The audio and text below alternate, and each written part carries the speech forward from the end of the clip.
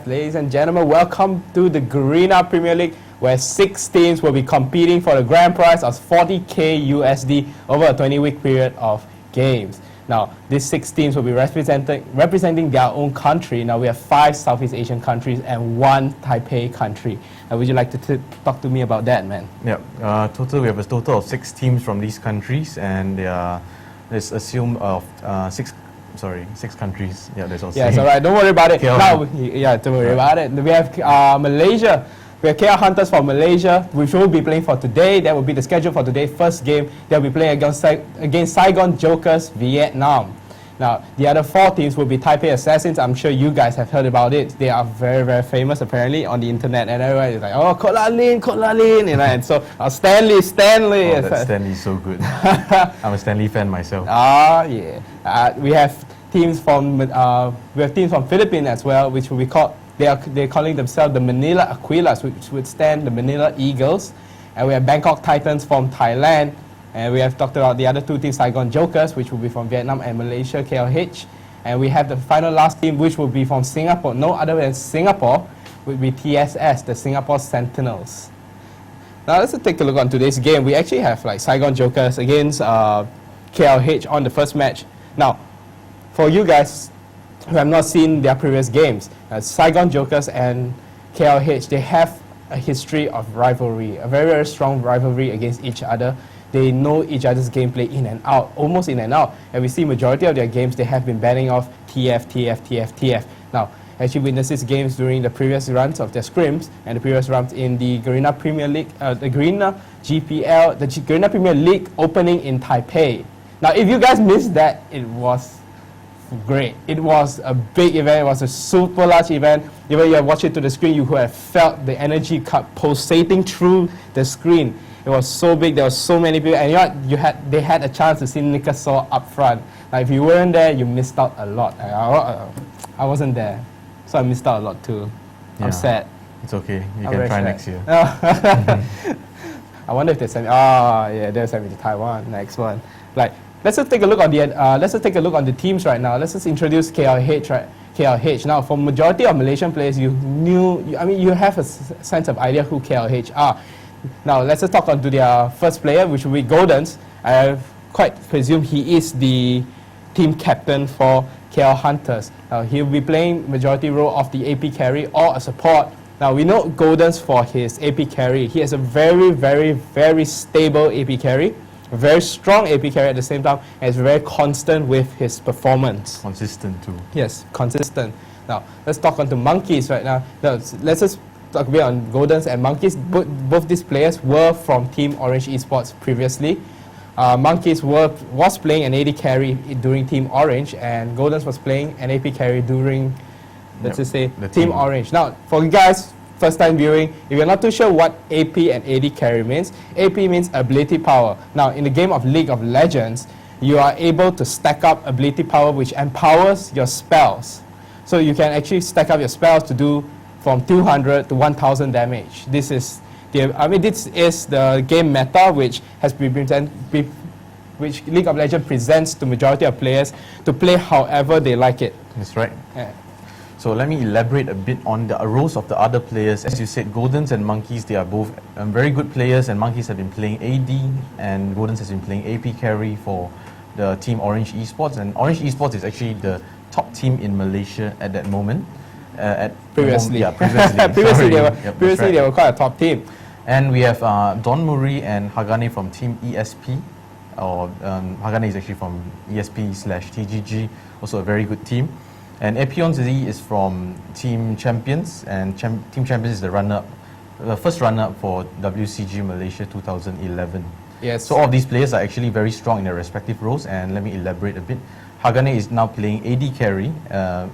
He used to play support in his previous roles. Don Murray is playing support, and he used to play jungle from his previous team. And Ipions is, he's always been a jungler. Ipions has always been a jungle. Now, let's just talk about these players. Now, majority of people who are actually watching this, I'm quite sure you guys are actually wondering why there are only 6 teams in this Garena Premier League. Now, let me just elaborate. Let's just talk a bit on that, because Garena Premier League is specifically for the strongest players of the strongest in their country. Now these players have been handpicked out tediously. They have gone through a lot of tedious training, or tedious research to pick up these players. Now it wasn't hard. It's not going to be easy to ban up, few players when you have different players from different roles and different teams. Now I'm sure because these players, they have the skill, they have the dedication, they have the they have the mindset. That's right. They can make it through. Now I'm saying this to all teams which are out there. Taipei Assassins, Manila Eagles, Bangkok Titans, Singapore Sentinels, KL Hunters, and what am I missing out? Saigon Jokers.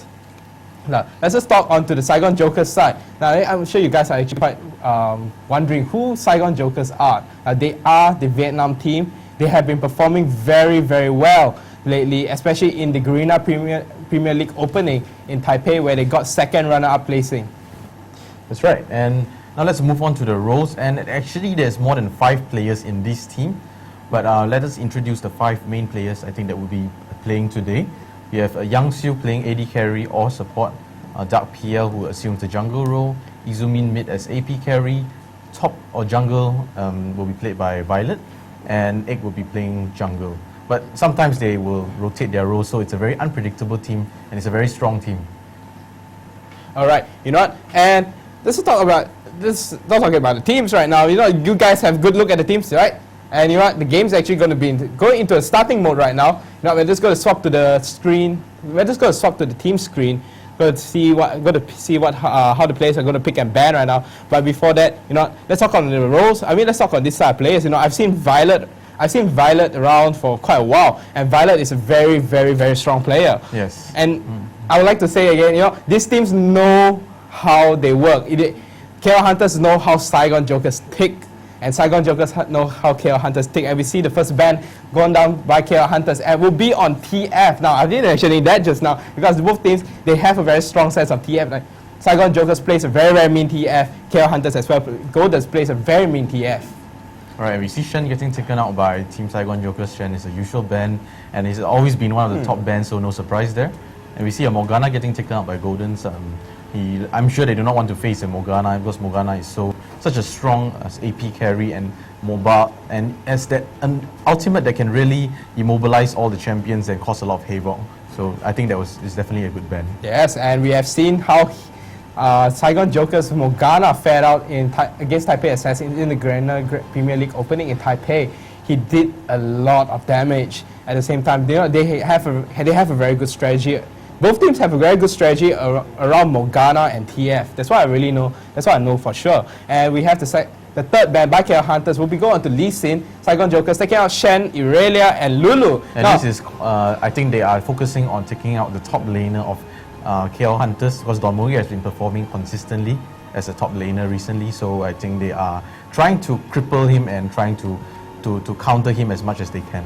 Nice. Yeah, that is true. And we have Lulu. About the Lulu ban. Now, Don Murray, he has a very good history of playing Lulu, and that's why they have taken out the Lulu. And we have Galio being picked up, Galio and Urgot being picked up by Saigon Jokers.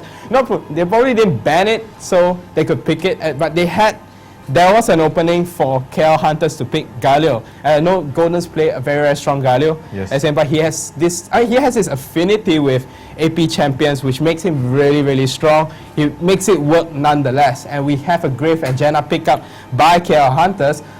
Probably the AD carry. Yeah, definitely the AD carry. Now let's talk a bit on Urgot. Yeah, Urgot. He is just a mean bruising machine. Usually he could be played middle, top lane as well, but he's also extremely effective at the bottom lane. Usually he will be a company for Soraka or Tarek to provide him unlimited sustain or a stun, which allows him to combo his skills much easier. Yes, he has this really, really strong combo, which involves his Noxian Corrosive Charge, which paints you with a green target, and his Acid Hunters, his first skill, will lock onto you like heat-seeking missiles. That's right. And you see Trundle getting picked up by Team KL Hunters. A very strong, solid pick there by Epions. One of the stronger junglers, I would say. Nice. Trundle has been played recently in majority of North American games, and Southeast Asian games, but we don't really see a lot of Trundle. Like, we don't see a lot of Trundle. We see a lot of Mundo, and Mundo is being picked up by Saigon Jokers as well. Mundo and Soraka has been picked up by Saigon Jokers, and we see a lot of Mundo. We see a lot of Shavana. We see a lot of Lee Sin, Maokai, and Javan, Udier, Nocturne. But we rarely see things like Trundle. Yeah. I think because to his wall, where it has the ability, his wall creates a real diversion, or it creates a wall between majority of champions where you can either choose to save your teammate or choose to hold off the enemy's escape. That's right. And we see Team KL Hunters taking their time and picking up their last 2 champions, and we see an Anivia, one of Golden's favorite and most proficient champions, getting picked up. And I think he would try to hold a lane as much as possible against that Galio and farm it up as much as he can. So, and we see a Warwick going top. Yes, one of Donmori's usual heroes too. Yes, we have actually 2 jungle heroes being picked up by by the blue team, which would be KL Hunters. Now, Warwick can jungle. He has ability to jungle as well because of his very, very strong sustain ability, his Hungering Strikes, which would be his first skill. Chips off a bit of the enemy HP by maximum health and heals him fully for that damage. And Trundle, he has that Carnivorous Bite, which reduces the enemy max damage and gives Trundle the amount of damage, like 40 damage for a set period of time. Yes, the makes Trundle very strong, and I have seen some players, maybe not in this Southeast Asia scene, but they actually do play Trundle top as well. I think it's quite strong against certain champions, so maybe we'll see a Trundle top, I'm not sure. Right, and we have a Gangplank picked up by Saigon Jokers. Now, Gangplank has not been in the list for a while. We see that Gangplank has been, a very, very strong top previously because of his stacks and his ability to crit. Ability to farm well. His ability to farm well. That's why there's that orange that just allows him to escape any CC, any incoming gas at the beginning. Along with the flash, I think there's not much they can do to stop him. So I think that against that Warwick, I think with pre-6, the Warwick can't really do anything to the Gangplank. Maybe he's just going to trade some hits and maybe farm it up. So I think the Gangplank probably is going to do well and it's going to sustain well against Warwick. Yes, we have both Bruisers picking up Ignite. Gonna go with that real kill closer right there. If you're not too sure whether you can kill him, throw an Ignite. And it's going to be very, very strong against Warwick, especially Ignite, which would be the Hand on Fire skill, which you see at the Summoner spells. It reduces the enemy's the person who's ignited, it reduces healing on that person by 50%. As well as true damage. Yes, it does a 50 true damage at the start, or 120 true damage at the start. It burns you continuously for true damage. Yep. Now, what I mean by true damage is true damage cannot be mitigated by magic resistance or armor. Or anything. Yep. It just burns through your HP, like acid burning through your hand or something like that. Yep. And I think that this would be a really interesting game. We'll see some new champions being played by both teams. And we can see that Galio has picked Teleport. The Teleport really useful, can teleport to wards around the map and set up really easy ganks. And both teams have no Clairvoyance. Sorry, I'm mistaken. Actually, that Jenna has picked up Clairvoyance. Yes, Jenna has picked up Clairvoyance in this game. Yeah, previously KL Hunters were not running. They did not pick Clairvoyance for some of the games, but now it seems that reverted back to that Clairvoyance meta. And we see Galio. Now, the majority of you guys, you have seen a lot of games, and Galio is a very strong mid. He has that very strong shield, which negates a lot of magic damage and a lot of physical damage because he adds up 90 armor and 90 magic resistance to yourself. That's right. And through amount of hits you obtain, you heal. So if you have AP, you heal a lot more. That's right. So the more AP you have, the more sustainability you will get and the more damage you can do. But the good thing about Galio is about his passive that allows you to gain ability power based on his magic resistance. Yes. That is what is so good about Galio. Yeah, you can just stack magic resistance and do so much damage. Yeah, you are like an anti-mage sort of tank, right. caster, DPS sort of thing. You are really, really anti-mage. The magic resistance is going to be so high and you're just going to benefit a lot from there because you get ability powers as well. Now let's talk on to the meta game of Saigon Jokers. Now Saigon Jokers, we've seen this really bottom meta lane has been really played a lot. which is the God Soraka. Yeah. We've seen it a lot more. It's been picked up a lot more by Taipei Assassins That's than right. majority of the other teams we have seen so far. God and Soraka. Soraka is going to be really, very passive in the lane. Now, this is one of the meta games which we've been playing, and God, it's just going to be really, really aggressive. He's going to pick out those easy last hits and just harass them with his QE combination, which is his Acid Hunter. Acid Hunter and his corrosive. Corrosive charge. His corrosive charge. And he has a shield around him, which enables him to absorb damage, but when his shield is up, he on each attack and inclusive of your Acid Hunter, but not your Noxian corrosive charge, you reduce the enemy movement speed from 20% at the start to 35% at max level.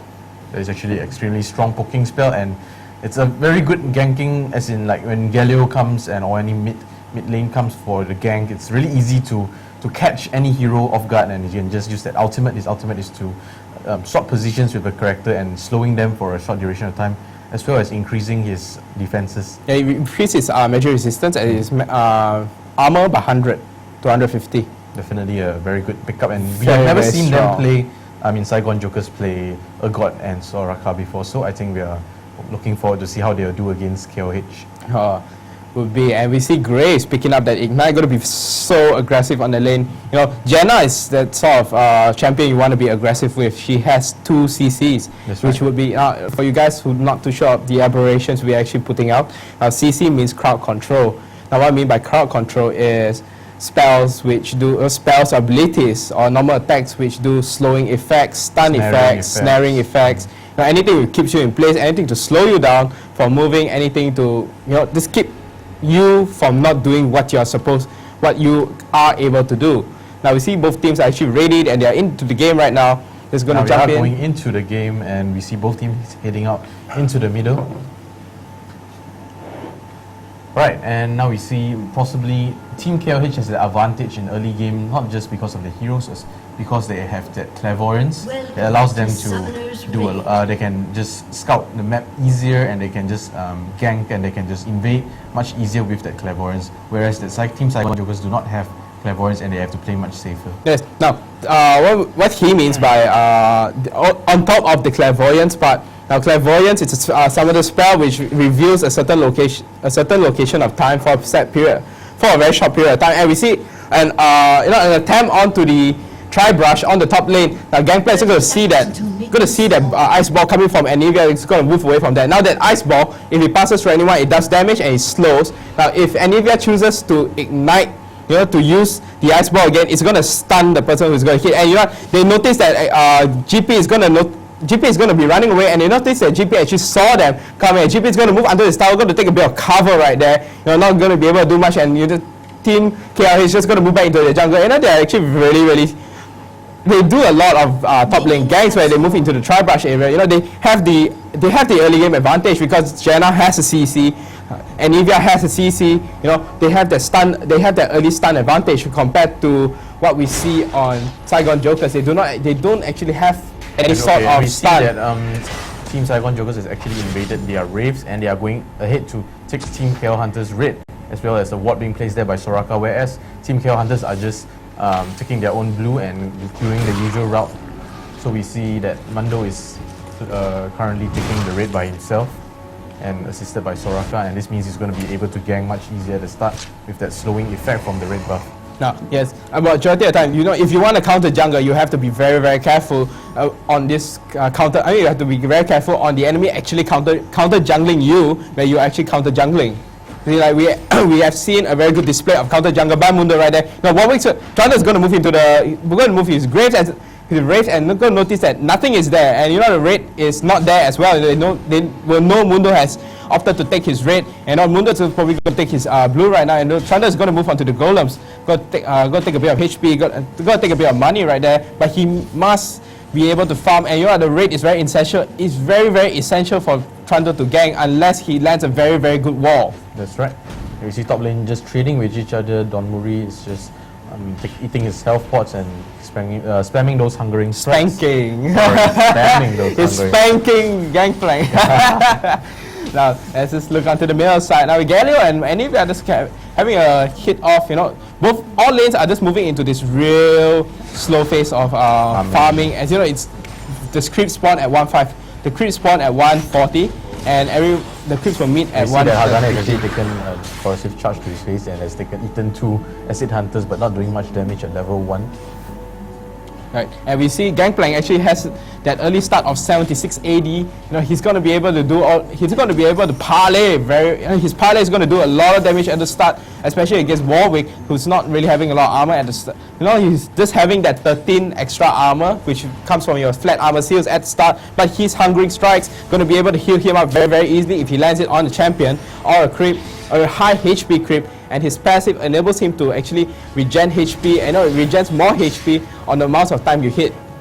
But it's not a lot, but it's again coming onto middle by Trundle and Anivia, but not going to do much as SJ Archie just moves back with his W. What is it called again? Now he's going to move back with his shield. Now he's going to move back with shield. You know, not much of a strong gang right there, and you know that's a good part about Galio right there. You have a lot of defensive spells which enables you to escape ganks. You know, at the most, it's like a panic button.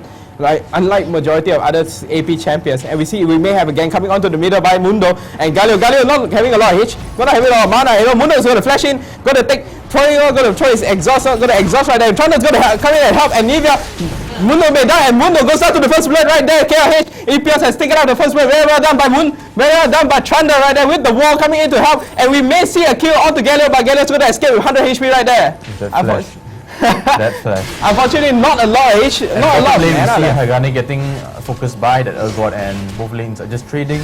Both teams are just trading at the moment, and otherwise, Monkeys and Hagane has just taken another corrosive charge to the face and just going to back off, and with very, very little HP. Yes, and we see Urgot being hit by the Ignite right there by Graves. You know, Graves is not going to be able to have that Ignite up on the next time. He's going to try. He's not going to be able to trade blows very easily with Urgot right now, especially when he doesn't have his Ignite. And now Urgot's going to spot Trundle in the brush right there, going to throw his corrosive Noxious Charge, going to put some Acid Hunters, put the pain on Trundle right there, you know, going to chase him off, said, this is my brush, no, you're not coming here.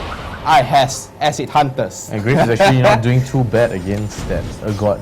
The farm is actually, he has more farm than Urgot at the moment, so very well done there by Graves. Right, let's just take a look onto the farm rate right now. We have Urgot on 33 CS and we have Graves on 35. Now, even though Urgot is doing a lot of damage, he's doing a lot of harassment to the bottom lane side for KO Hunters, but Graves is doing a good job trying to keep up the farm, trying to do a lot of things to keep up the farm. You see the shield coming out and going to absorb a lot of damage right there. Going to take a few cheap hits from Urgot. Wow, that Urgot is so tanky. I'm sure he's running some armor runes of some sort, because he's taking absolutely no damage from Graves, and that heal from Soraka granting him additional armor is just going to be such a pain. Yes, and we see Soraka is one of those really, really strong passive support. She is able to grant you mana, she's able to grant you HP, she's able to heal you HP, and that heal will grant you armor. And her passive grants you passive magic resistance. And we see the buckshot being put up on Urgot. Not a lot of damage coming. Trundle's going to come in from behind. The wall goes down, and GP is going to put on his ultimate. Not going to be able to do much right there. Trundle's going to give chase to Urgot. Probably not going to be able to land a hit on the red buff, and just going to move away. Very well done by by GP, putting the ultimate down, going to slow everyone in that, in that ultimate, where he calls on his ship to shoot a barrage of cannons. That's right. And whereas top lane now, Dormuri is slowly taking back the advantage as he's leading. Oh, it's not really leading, sorry. He's on par at CS with the Gangplank at the moment, and he's sustaining really well. And he's pushing back the Gangplank to the tower. Now we see the goal. We see Mando is probably going to set up a gang on top, but I think he realized there's a ward there and probably going to back off and continue farming. Yes, and we see the goal advantage isn't much of a difference right now. We have actually 8.5k on KL Hunters and 8.5k. This hit 8.5k on Saigon Jokers, even though KL Hunters have taken that first build of 400 gold. And the one assist by Anivia going to pump up Anivia's goal by 233. And we see Anivia picked up her Tears of Goddess and a magic Mantle. Probably going to opt for his very very odd build, where he builds a Spirit Visage and a Hextech Revolver, and not Hextech Revolver, and a Will Ancient. That's right. Well, this is really strong Anivia. He plays very strong Anivia, and he focuses mainly on survivability, and as well as Anivia does not need that much AP to do that much burst damage, because his third skill can the Icicle can basically do double damage on chilled targets. No, the majority of how she does shield her targets. She have two ways to do it. Now, if her ultimate is actually a Blizzard Storm where she toggles on and off as she pleases, it doesn't do a lot of damage. And you see the Blizzard Storm going to be put up right there by Anivia, going to enable her to farm very well, especially when she have that blue buff, going to be able to regen a lot of mana, going to have that 20% cooldown reduction, going to be able to throw out a lot more icicles onto Galio if he's not careful. You see the icicle going to hit on Galio as his chill, going to take a lot of damage right there, and Galio has to. And Galio even ripped that early Shalice. He's taking so much damage from Anivia at the moment. And we see Urgot picking up an early Brutalizer is going to be extremely painful against bottom lane because basically the Brutalizer reduces armor and he has cooldown reduction, and that's really going to be very effective for Urgot. Right, and we see Trundle almost picking up the Lantern right there, almost at the 10-minute mark. But you know, it's very, very good if you picked up the Lantern at it's going to be very, very optimal if you're going to pick up the Lantern before the 10-minute mark. You know, it states that you are farming very well, your ganks are going through. And you see Trundle, and what we're trying to go onto Gangplank right there. But Gangplank has that he has that consume where he eats oranges and he breaks off from any CC, like any CC. Any CC. So we see Widows is passively farming at the moment. Not much going on at both teams, and we can see that the goal lead is still almost even.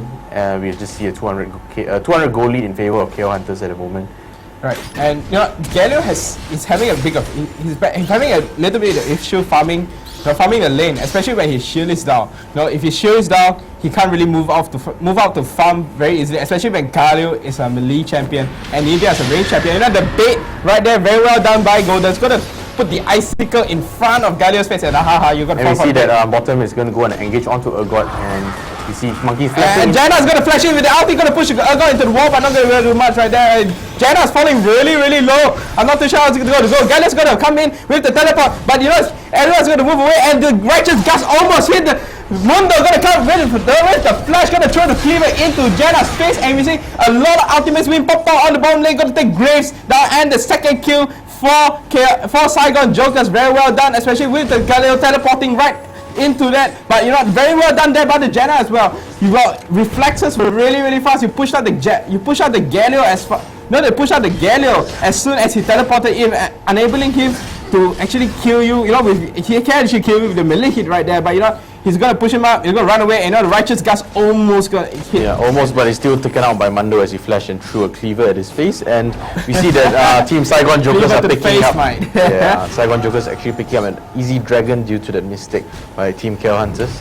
And now the Galio is just going to take up blue and it's going to make his laning much easier. He's going to be able to spam his spells and just clear the entire creep wave as he pleases. And we see the Gangplank on top. He's actually getting a gang by Warwick, and he's going to flash away. And here comes Golden's the Anivia with he came in gang and he successfully killed the Gangplank.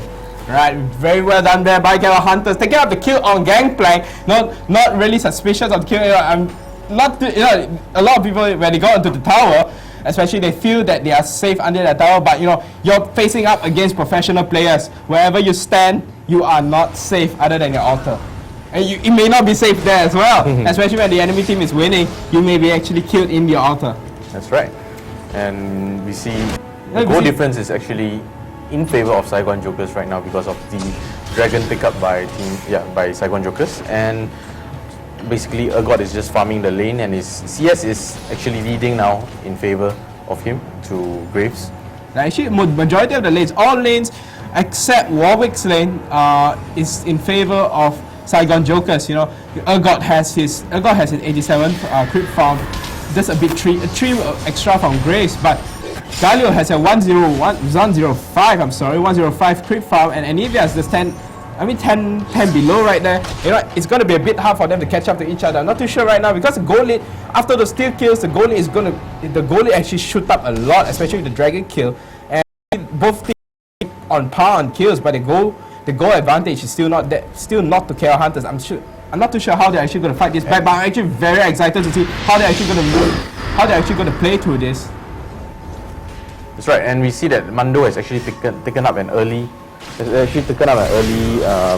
right? Don't you worry. Right? We see a gang going on to the bottom lane. Jenna's gonna blow Urgot up. Urgot not gonna take a lot of damage right there. Graves not having a lot of damage. Not gonna be able to do a lot of damage. And see, Gangplank going to be very aggressive against Warwick. He knows Mundo is coming, but Warwick may know Mundo is coming. I'm not too sure. You see a ward right there. No, Warwick does not have a ward right there, but he notices that how Gangplank switches his playstyle from being a bit passive, aggressive into a very aggressive state.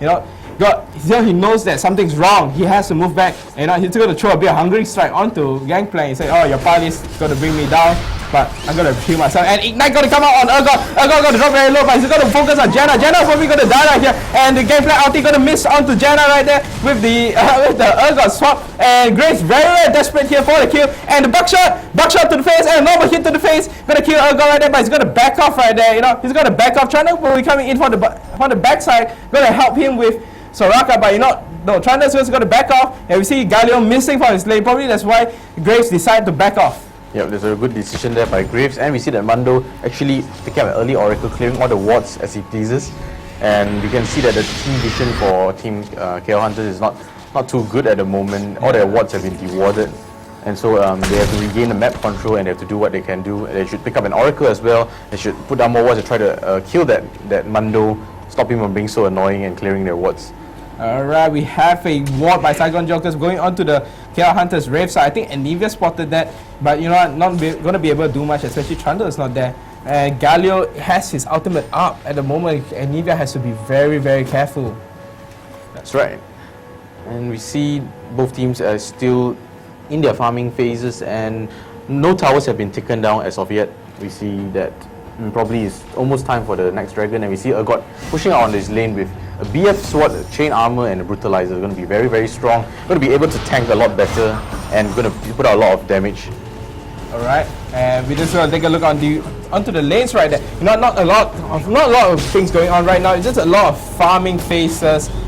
Both teams going to be farm, and the bottom lane for KL Hunter side, they're trying to be very, very aggressive onto this Urgot. It's a very bad idea to actually have Urgot farm, because he can do damage even though with defensive items. His basic builds is usually into a lot of defensive items, and a lot of static damage. He doesn't need the attack speed, because his Acid Hunters helps him. His Acid Hunters is a part of his filler attack, where a majority of champions like Caitlyn, Vayne need a lot of attack speed because they do not have that filler attack. And we see Warwick probably just trying to, both teams and both bruisers just trying to bruise each other. But Warwick has that HP steal, and Gangplank doesn't have that HP steal. Gangplank have to be very, very careful. And Gangplank has picked up that Chalice, going to be able to farm very, very easily with the Chalice pickup, especially when you are low on mana. You regen how much mana based on percentage. And that percentage of how much you lost is added to the percentage of regeneration. Yes, and I think that actually this is working in favor of Gangplank. Gangplank is actually doing very well against Warwick, and is constantly pushing the creeps back to his lane because the W is so strong and is enabling him to heal as well as removing crowd control effects. That's why I think that he's able to survive against Warwick for such a long time. And probably he's going to pick up another Wit's End, or probably for Mercury threats to counter that Warwick's magic damage. He is mostly focused on magic damage. I think it's about 70 to 30 ratio of magic to physical damage. Yes, and we see Anivia going in for a different build. I've seen this build before by Anivia. He's going with that early Warmox build, where you have a Sorceress Boots, the Tears of Goddess, the Chalice of Blood Letter, or I'm not too sure, the Chalice, the Blue Chalice. And we see Saigon Jokers picking another Dragon kill. I'm not too sure how KL Hunter is going to react to this, but Mundo going to come down, not Flash. He's not going to pop his smite. His smite was actually down. So KL Hunters had a position there to actually to steal the dragon, but they are really not too sure on. They're actually not really in the position as well. They are not gathered there at the point of the spawn of the dragon, and as well as that Saigon Jokers has taken down the timer of the dragon spawn, and that's why they know that they could be there as soon as the dragon spawn, and KL Hunters were totally unprepared for that. Yes, and we see, it's at the point where Saigon Jokers have a lot of map control, even though you do not have the walls. We see the entire dragon area is actually not warded. Janna has the Oracle, but she can't really move out from the lane right now, because Graves is being pressed back by Urgot very, very hard.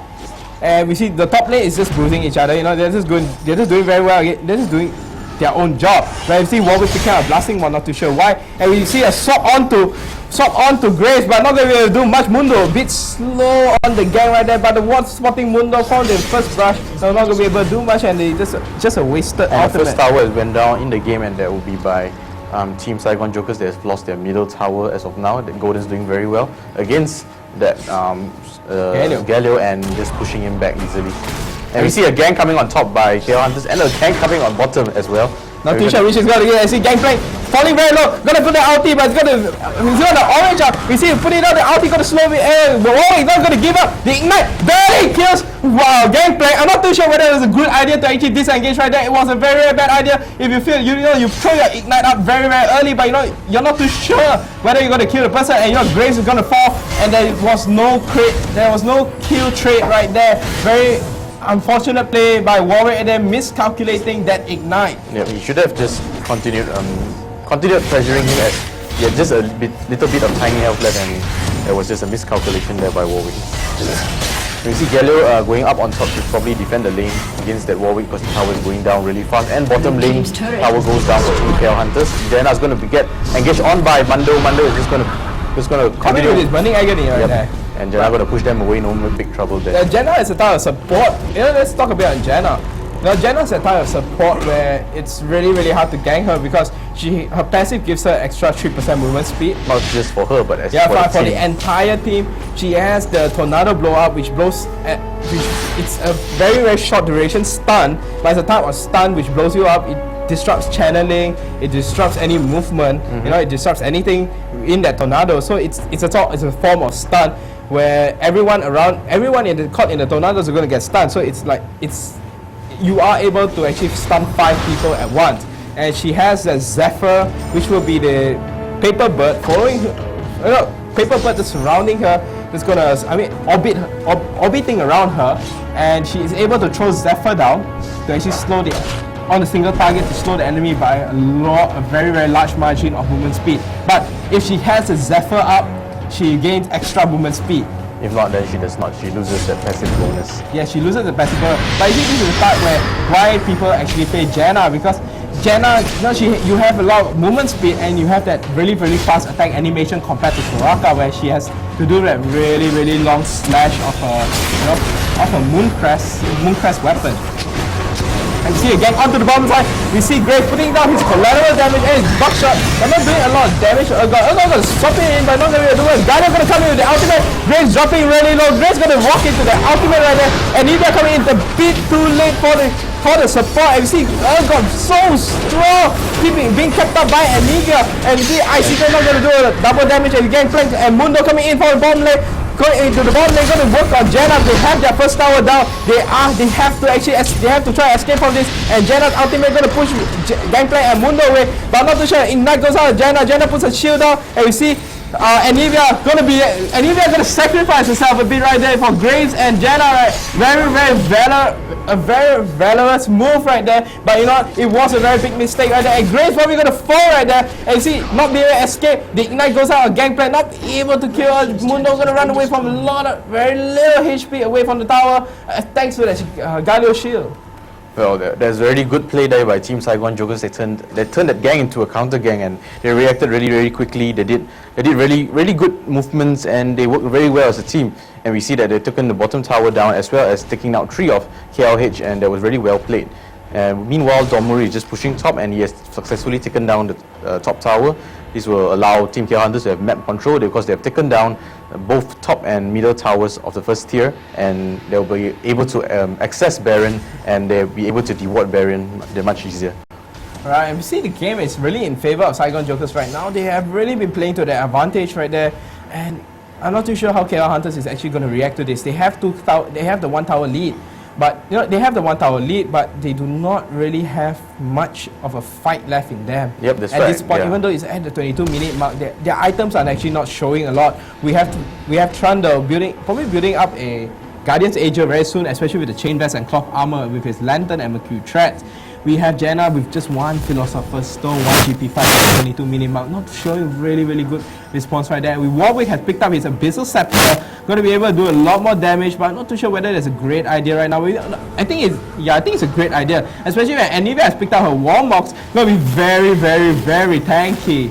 Yep, the Tangnivia is just Tank Nivea. Yeah, I play Tank Nivea. Tank Nivea. No, you don't play Tank Nivea. I do play Tank No, you Nivea. don't play Tank Nivea. Okay. Alright. Okay, and now we see that Dragon has spawned and Team Saigon Jokers are all gathered around for the Dragon, and Team KLH have to do something about this Dragon. They cannot afford to give these free Dragons around, but there's not much that KLH can do, and oh, the collateral shot barely kills the Dragon. You know, great, great try. Good try there by KLH. And good try by KLH. But Nivea was not there at the moment. They could not just force a fight. If not, they would just probably die really quickly. And well, they have to stop giving dragons like this. And now we see the Team Saigon Jokers are actually pushing onto middle lane. Nothing much Team KLH can do.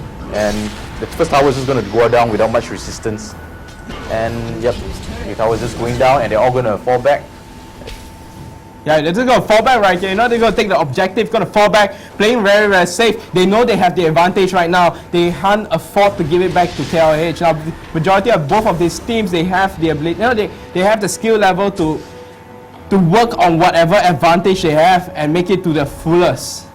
Now, we have, you know, this is the type of scene where you feel that majority of teams where, oh, you know, it's over. But no, I can assure you that this is not over. There are a lot of factors still remaining in this team fight where, you know, the Baron is still a remaining factor, the towers are still a remaining factor, the inhibitors are still a remaining factor. The team fights, we haven't actually seen a 5v5 team fight right yet by both teams.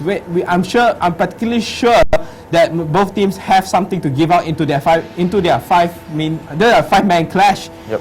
And anything can happen in League of Legends. Just a 5-man clash is some advantage given can turn a losing game, certainly losing game, into a winning game, because at later levels the respawn time of the heroes will be that much longer, and any single mistake done by any team can just totally cost the game. So it does not matter. It actually matters, but what matters is what happens in the engage, the clashes. That's really, really important, and these two teams have to is going to show us that clash later, and we're going to see who comes out on top. Right, and we see got picking up 2 chain vests and 1 magic mantle. Gonna be really, really tanky against Grace right there. Grace just 1 BF sword, 1 zeal, 1 lantern, 2 Doran blade, and we see Urgot with a bloodthirster and a brutalizer. And he has just picked up his glacial shroud. He's going to be that much tankier. He's going to build into a frozen heart that allows him to reduce 20% of enemies' attack speed. So that's going to be a real pain for Team KLH. He's getting so tanky. The Galio is actually extremely tanky as well. Picked up an Abyssal Scepter, a Chalice, and a Guardian Angel. So it's very hard for Team KLH to focus down any of the targets. Probably the only soft target, or we can say squishy target, would be Soraka. She has Shura's Reverie and a Heart of Gold. And Gangplank is extremely fat as well, picking up a lot of Chalice and that Spirit Visage as well as that Giant's Belt. And Mando is actually opting to go very tanky as well. So we can see that Team Saigon Jokers playing very, very, very, very safe, and they are going to just build tanky items. They're going to opt to go tanky. They're just going to go engage, and they're going to do a lot of damage as well as being able to survive that much easier. This is something like Type A Assassins. They like to play that tanky meta, and they are really strong at it. And I think that Team Saigon Jokers are actually doing a very, very good job in this game. Yes, and we see Warwick very desperately trying to defend against Gangplank. Gangplank very, very tanky, especially with the Spirit Visage, Spirit Visage, Chalice, and Mercury Chest, giving him a lot of magic resistance right there, and the Giant's Belt giving him that extra HP. Going to be able to tank a lot of damage. You know, going to be able to take some damage. You know, you don't really need a Warmox or, you know, a Glacial Shroud, Frozen Heart to actually tank. All you need is just a few items bunched up together, and you know, you have a tank right there. Yep. You see that Tank Plank being so tanky and just going to push that lane. And there's nothing much that Donmuri and Apions can do about it. They do not have that damage output at the moment, and he has just had so much armor. The Gangplank has so much armor and magic resistance. It's going to be really, really tough to gang him. And we see that entire team of Kill Hunters are just gathering on the top lane, and Galio is not there, but he has the teleport up, and he can join the fight any moment. So we might see a clash going down here soon, and you guys just putting down that ultimate and just clearing all the creeps instantaneously. And I think they're just going to back off at this point. Or actually, Galio is just going ahead to mid lane. He's going to push the lane. They're going to turtle the top lane and just trying to push it, because KL just know that they cannot afford to make a mistake here. They're all very tanky, and we see Engage coming on to middle.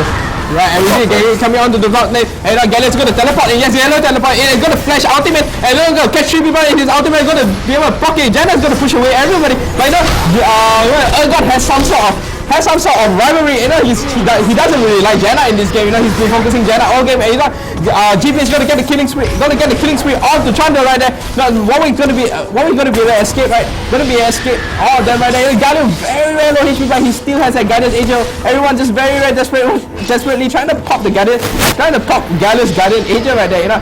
You see Anivia putting down the Blizzard Storm, going to be a form of wall. I'm not too sure how KR is going to react to this. Saigon Jokers is doing very well in this game. Saigon Jokers are just pulling ahead, and this is not looking very good for Team KR Hunters. They have to get back the map advantage. They have to win clashes. They have to farm up. They have to get those items, because all of them are so tanky at the moment. There's nothing much that Team KR Hunters can do, even though that they are at their own tower. They just get taken down so easily, and the tankiness of Team Saigon Jokers is really showing, and really being very effective.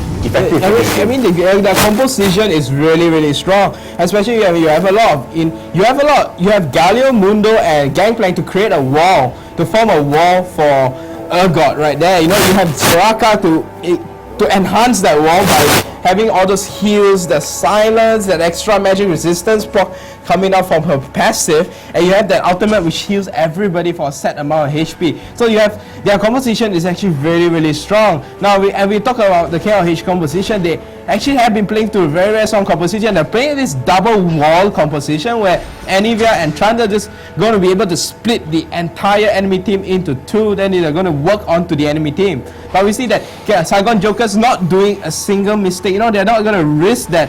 They're not going to risk that placement, the positioning mistake where they can be caught off by the double wall. No, they are not. They are doing very well indeed as a team, and we can see that their coordination is getting better and better game by game. They are truly a really strong team, and they are just switching their roles around. Violet is previously a top laner, and he went to middle, and he actually tried bottom, and overall they're doing very good in their lanes. And now that Team Saigon Jokers actually pick up another dragon, and Team KR Hunters are just falling more and more behind at this point. We can see a 7k goal lead at this moment. And we can see that Team KR Hunters are actually heading on to Baron, but I don't think that it's a good idea, and they spotted that Team Saigon Jokers know that they are there. They're just going to camp in the bush, just maybe going to force a fight here, and probably going to back off now.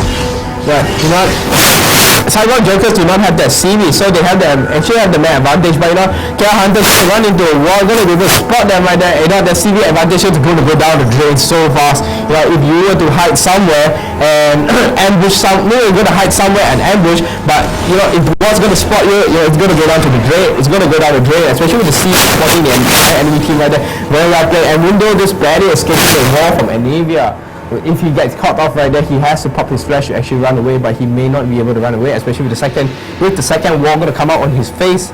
But you see that Team KR Hunters, they need the damage output at the moment. They do not really have the physical damage output. All we see magical damage from all of the players, and we can see that Trundle is opting to go tanky, and India is going tanky. Janna is just a support. Warwick is also tanky in his own way, but he just picked up an Abyssal Scepter. It's not much armor, not much, but it's a lot of magic resistance. But they do not need more armor, they need more HP, and they also need more damage in order to be able to compete with Team Saigon Jokers in clashes. Right, not to worry there. We see the goal lead. We see the goal lead is really high, and we see the CS lead is really showing. The CS is really short. Although Urgot is lacking behind on CS, but he has picked up his Guardian's Angel. Saigon Jokers has picked up 2 Guardian's Angels. It's going to be really hard for KR Hunters to actually take them down, especially with 2 Guardian Angels onto the main players, especially the AP carry, which would be Galio, and the AD carry, which would be Urgot. They have that really strong synergy. And you see Galio's building into that really tanky Galio, but he is able to still do a lot of damage. Because of his passive, and enables his magic resistance to convert into ability power. And Team KR Hunters are just sticking together at the moment. They are not sure. They're not sure what to do. They are being pushed behind, and they're losing the map advantage. They are being very cautious at the moment, and they should just. And Hazane actually spots the Mundo in the bush and just tornadoes him away. No real danger there, but his ward is getting dewarded again, and they're slowly losing all their wards. We have Galio probably coming in from the bottom side of the top lane jungle, but it's got to back off right there. He may have caught, if Mundo didn't know that they were actually Warwick and Trundle is just there, he may actually just go on to Jenna, and he has the ability to kill her. And Jenna do not have the ability to actually run away very well, especially against a Mundo, whereas ultimate regens him for 60%, 70% of his maximum HP at the cost of 20% of his maximum of his current HP.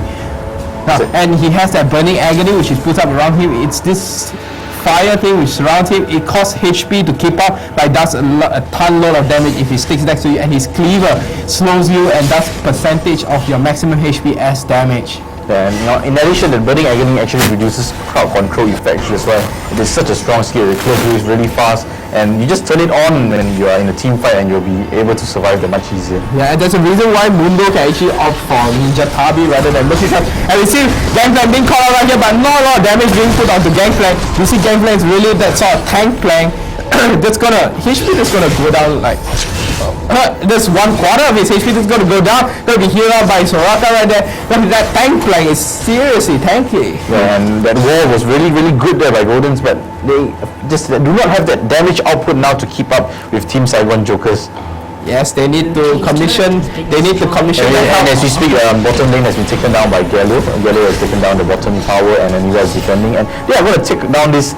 Team Saigon Jokers are going to attempt to take down this middle tower as well. They're just going to opt to back off at the moment, and they're just slowly pulling ahead in the goal lead. It's almost a 10k goal lead, and 10k goal lead at this point is really a huge lead.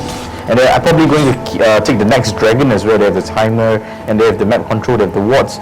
And I'm just hoping to see a fight back from Team KL Hunters, seeing what they can do and what they can. And this is the only time where KL Hunters have to commission the help of a train company to throw trains at Saigon Jokers. If not, they're not going to be able to do a lot of damage right there.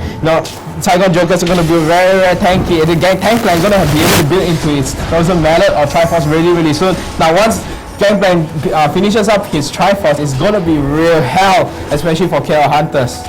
Now he's going to have a lot of damage. He's going to have that tank ability. He's going to be able to move around. And you know what? Gangplank is going to buy into a chain vest right there. He's going to have stack up the extra armor. And see Graves going to pick up that red. He's going to try their best. Going to build up as much damage. And we see they may have a gang coming onto the bomb side, on the top side. Jungle, but not much they can do.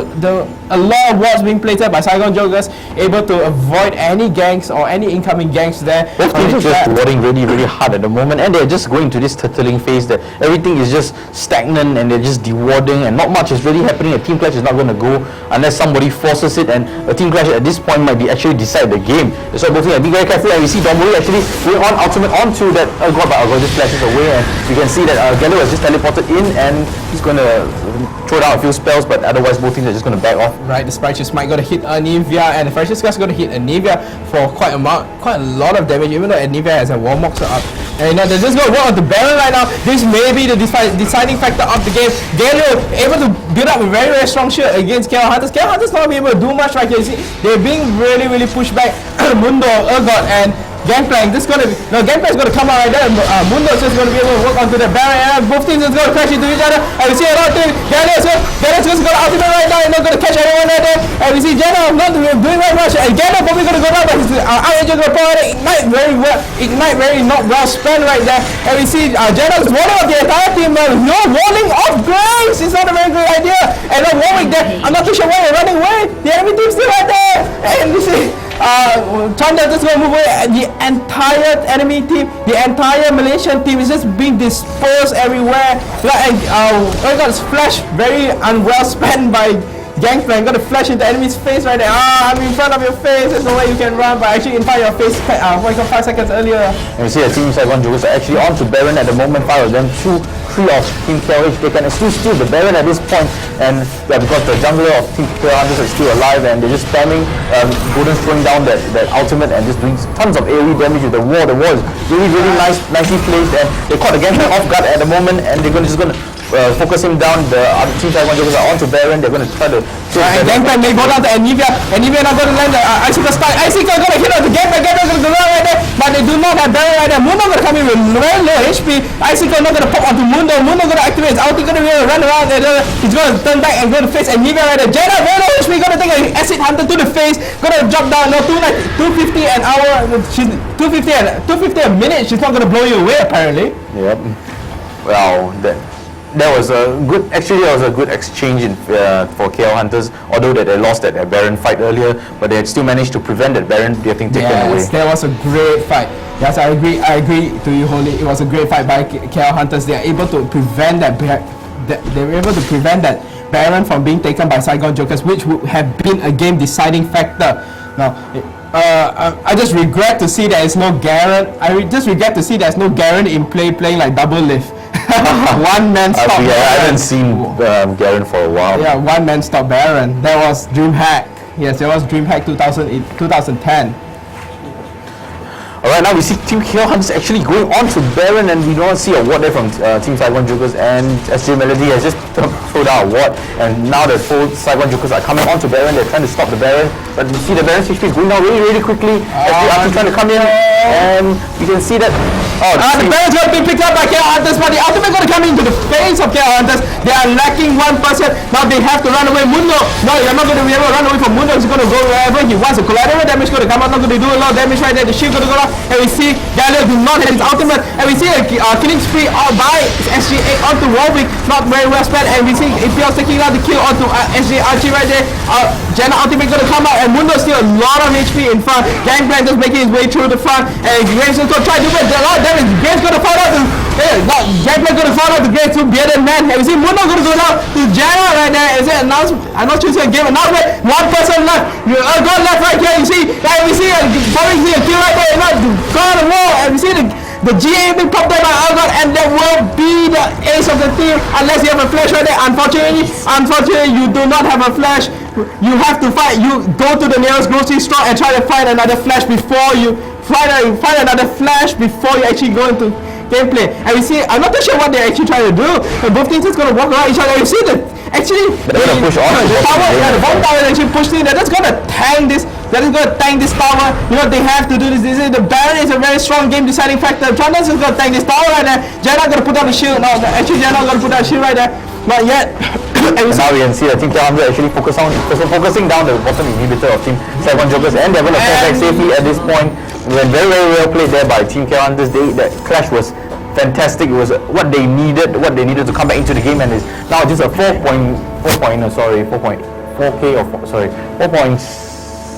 No, it doesn't matter. It's a 5K goal lead. It's a 5K lead. But you know, it doesn't really matter at this point, even though you have the goal advantage. They have the Baron advantage. They're going to take their first dragon for the game. You know, it's very well done there by KL Hunters. They're going to be able to take that game back into their gameplay. You know, they're going to be able to build that damage. You see Gales having that Infinity Edge, and then with last week, we're going to be able to put down very easily right there. You know, not many people are going to be able to survive against Graves at this point. He has that dash, which passively increases his attack speed by 60% or by 70%. Around there, and it refreshes as much as you attack. You know, the more you attack, it refreshes 1 second for each attack you do onto enemy champions and onto creeps. So he has a really strong passive attack speed.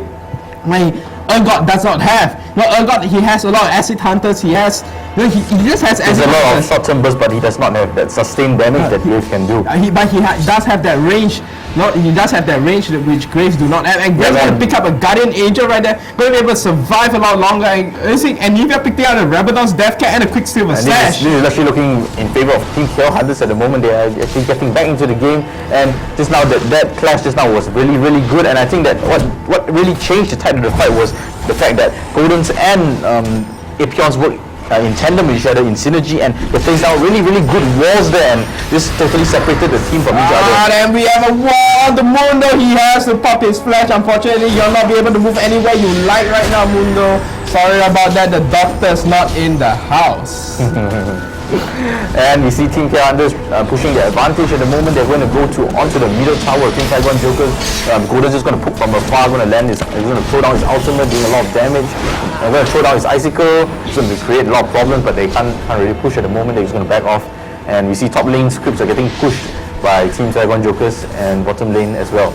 But now that Team KL Hunters have the one inhibitor advantage, so they are looking in a very good position They just have to make another nice team clash, and they would probably take this game. Yes, they cannot. No, the others cannot afford to make a mistake right now. They cannot afford a single mistake. You know, if they lose this Baron, bar, it may cost them the game. Although they have the ball inhibitor, as we see the bottom lane, 4KL Hunters going to push into the enemy, to the Saigon Jokers bottom lane. They have Saigon Jokers have to commission one person back into the lane to defend the lane, and that's where the advantage comes from, into a 4v5 advantage. They have to put it into a 4v5 advantage. Go pull it out, and we see one way going to flash into the ultimate. Going to come very fast, and going to have to flash away from that. Galio's going to come in with the flash, do the ultimate into everybody, and Anime's going to pull a squeeze on slash, but Anime's going to drop really low. Grace is really low. Galio's actually pop out right now, and Galio's going to go down, but his Galio actually going to pop. And we see Hunters is now in a running position. And if you're gonna throw an icicle, gonna stun a lot, gonna stun the pursuing enemy, and then let's go to back off right there, and we have a 1-0 kill right there. In favor of Team Saigon Jokers. Favor of Team Saigon Jokers. Even though they had the Baron buff, Saigon Jokers took the advantage they had. Whatever single slight positioning advantage they had, they flashed it, they did their job. You know, they have. I noticed that Hagane did not use his ultimate at that point, so probably he could have used it earlier to save Warwick, but not too sure why he didn't use it at that point. I think Warwick moved too deep into enemy territory. Yeah, that was a problem. No, they have the engage onto. It was a mistake on Warwick's part. He was a bit into the enemy zone, and he could not really get it out without getting killed. So I think I think honestly it was a misplay by Janna right there. She could have flashed in and ultimate. Yeah, and she could have blew half the team away. She could have blew half the team away and got towards them. Now that would have been a winning factor. But it's okay now. Team KH has actually picked up the middle tower of Team Saigon Jokers, and they're climbing back really well into this game. They cannot afford to make any more mistakes, as you said. And Golden has already picked up a quick silver set and make him to escape any crowd control effects. And it's looking really well for Team KL Hunters at that point, but we can see that Thunder is opting to go for a Last Whisper, and he's actually picked up a Water Spear, and a Warmock's armor is going to build into that. Radiance Omen allows to slow attack speed and slow movement speed as well. Alright, is Janna picking up a boots of gang, have the Shurella up, gonna be able to pick up Aegis of Legion right now. I know the Aegis of Legion very important item, especially in team fight. You know, you need that slight 80 damage, that slight attack damage, that slight AP, that slight HP, that slight armor, and that slight magic resistance which you get from that Aegis of Legion. It spread because the idea on it spreads out within 5 people, so it actually has a very high effect gain from just one item which costs 1. Definitely, all these aura items, like we can say, like Ziki's Herald, we can Zik Herald, whatever you pronounce it, I call it Ziki's Herald. So I call it Chuck. Alright, whatever you say. I name it Jim. Alright, but those aura items are really beneficial to the whole team, and I think that Zig's Herald or Ziki's Herald being picked up either by both teams would really give them a significant advantage, because that aura is really powerful. It can change the tide of the team fights. And now we can see that Team Calendar actually pushing onto middle lane, trying to stay on their advantage and trying to capitalize on it. And we can see that we can see that Mando is actually hovering behind, not sure what he can do, and Team Calendar is trying to engage onto Team Saigon Jokers, but not much getting done there. I see this wall tactic being placed down by KL Hunters. It's a very strong tactic. It really enables you to cut off enemy escape route. They have to pop, not to actually escape much more effective, you have to pop your flash, and we know Mundo splashes up, but he's not going to pop it. And you see the double going to come up, Mundo's going to pop his flash, going to pop his ultimate. You see Gameplay is a bit out of position right there. You know, the IC going to come down, not be able to stun anybody. And you see, and engage onto Warwick again. Warwick's going to fall really fast, and everyone is going to escape right now. Graves going to get hit, you're going to get pushed back, you're not going to get stunned, you're going to get chased back into the enemy team, and we see he cannot flash out, he cannot do anything at that point because his flash is on cooldown, and he has been silenced by Soraka, and there's going to be really a miscalculation on Team KL's Thunder's part. They were caught out of position, and Warwick just died without them just doing any damage to their opponent team. But there was actually a very bad play, not very good, not one of their top plays by KL Hunters. They have done it. As I said, they could not afford a single mistake to win. They had the advantage earlier, and you know these are the mistakes which actually cost you the game. And Saigon Joker is going to be able to easily pick out the Baron unless Thunder going to come in with the smite. So you got to first steal. No, going to be able to smite steal. Very well smite that by Mundo. Going to take out the Baron by for the first time for Saigon Jokers. And I'm not too sure whether they're actually going to capitalize on this area, but going to push instantly, or they're just going to move back right now. You see that Dragon has spawned for, yeah, the Dragon has already spawned, and I think that Saigon Jokers are aware of that. They're probably going to take that Dragon and capitalize more on their goal advantage. And we can see that the map is quite devoid of wards at the moment. We can just say 3 wards placed at the top jungle area by Team KLH, and just 2 wards for Team Saigon Jokers. So they have to reward the map up. They have to capitalize. They have to create that map advantage. They have to know that where the enemies are for better positioning. Right, and we may have a dragon pick up by KL Hunters right here. You know, I think that this really they're being very, very decisive right now, especially when they do not have the advantage. And they're going to have the blue steal by Anivia onto the dragon, onto the enemy blue side, and it's going to move onto the dragon right there. The Icicle going to come up for Anivia. It's going to do a lot of damage, especially not chill. Now, not too sure on this part right now. You know, the dragon's like, oh, come on, guys, why are you killing me every day? that poor dragon. Carry a lot of gold. Yeah, and the goal advantage is not really far now. Actually, it just moved up by another 2K, 3K right there, from 5K to actually 8K right there. Now, KL Hunters have to push their advantage right now. Graves has picked up his Quicksilver Sash, going to be able to escape. Now that, Team Saigon Jokers have the advantage, they have the Baron advantage. They should really push the lane. They have the damage and they are tanky enough to do it. They just have to make a nice clash. They have to take out some of the Team KLH, try to catch someone, and they can just end the game instantaneously. Yes, they have the ability to see the Guardian Angels on Yellow and Urgot at the moment, and it's going to be a pain. They're going to be really, really hard to kill. Actually, it's been there. Yeah, I know. And we see Yumu Babe is going to be picked up by Urgot right there. I'm not too sure why, but you know that maybe that the 2 seconds of extra movement speed attack speed, probably a lot of probably damage factor right armor there. penetration. Yeah, maybe more armor penetration. And you know, it gives cooldown reduction as well, 15% cooldown reduction. So Urgot is actually at a 25 cooldown reduction at the moment. He's able to put out all those acid hunters really, really fast. But man, just camping in front of Team KLH tower, and Team KLH has to do a big play, and probably try to force the advantage back. But there's not much they can do at the moment. Team Saigon Jokers are so tanky, and you see a wall getting pushed down, and SJ Violet is going to get caught. And yeah, we see the out there's Gallagher going to flash in, ultimately going to be able to save Urgot. Violet right there. Violet said he's going to put out the shield, not too sure why. You know, say, there may be actually ghost damage, or someone's going to come from behind, going to kill me. But I see that the Guardian Agent going to run away very easily from there. And we see Anivia's going to walk, and Muna's going to be caught. And Guardian's going to be caught right there now. Guardian still has that Guardian Angel. they tried to capitalize on that caught, but they could not. Guardian still has that Guardian Angel. Mundo's still so tanky. There's nothing much. And now we see the doctor is in the house. Not like previously, the doctor is out for lunch or something. I think he was out for tea time. That was out for tea time, Soraka stories. And we see the KL Hunters is just at a standoff right now. They do not. I think they have this. They have to come up with a very, very. They have to come up with a one-shot win strategy right now. They cannot afford to wait anymore.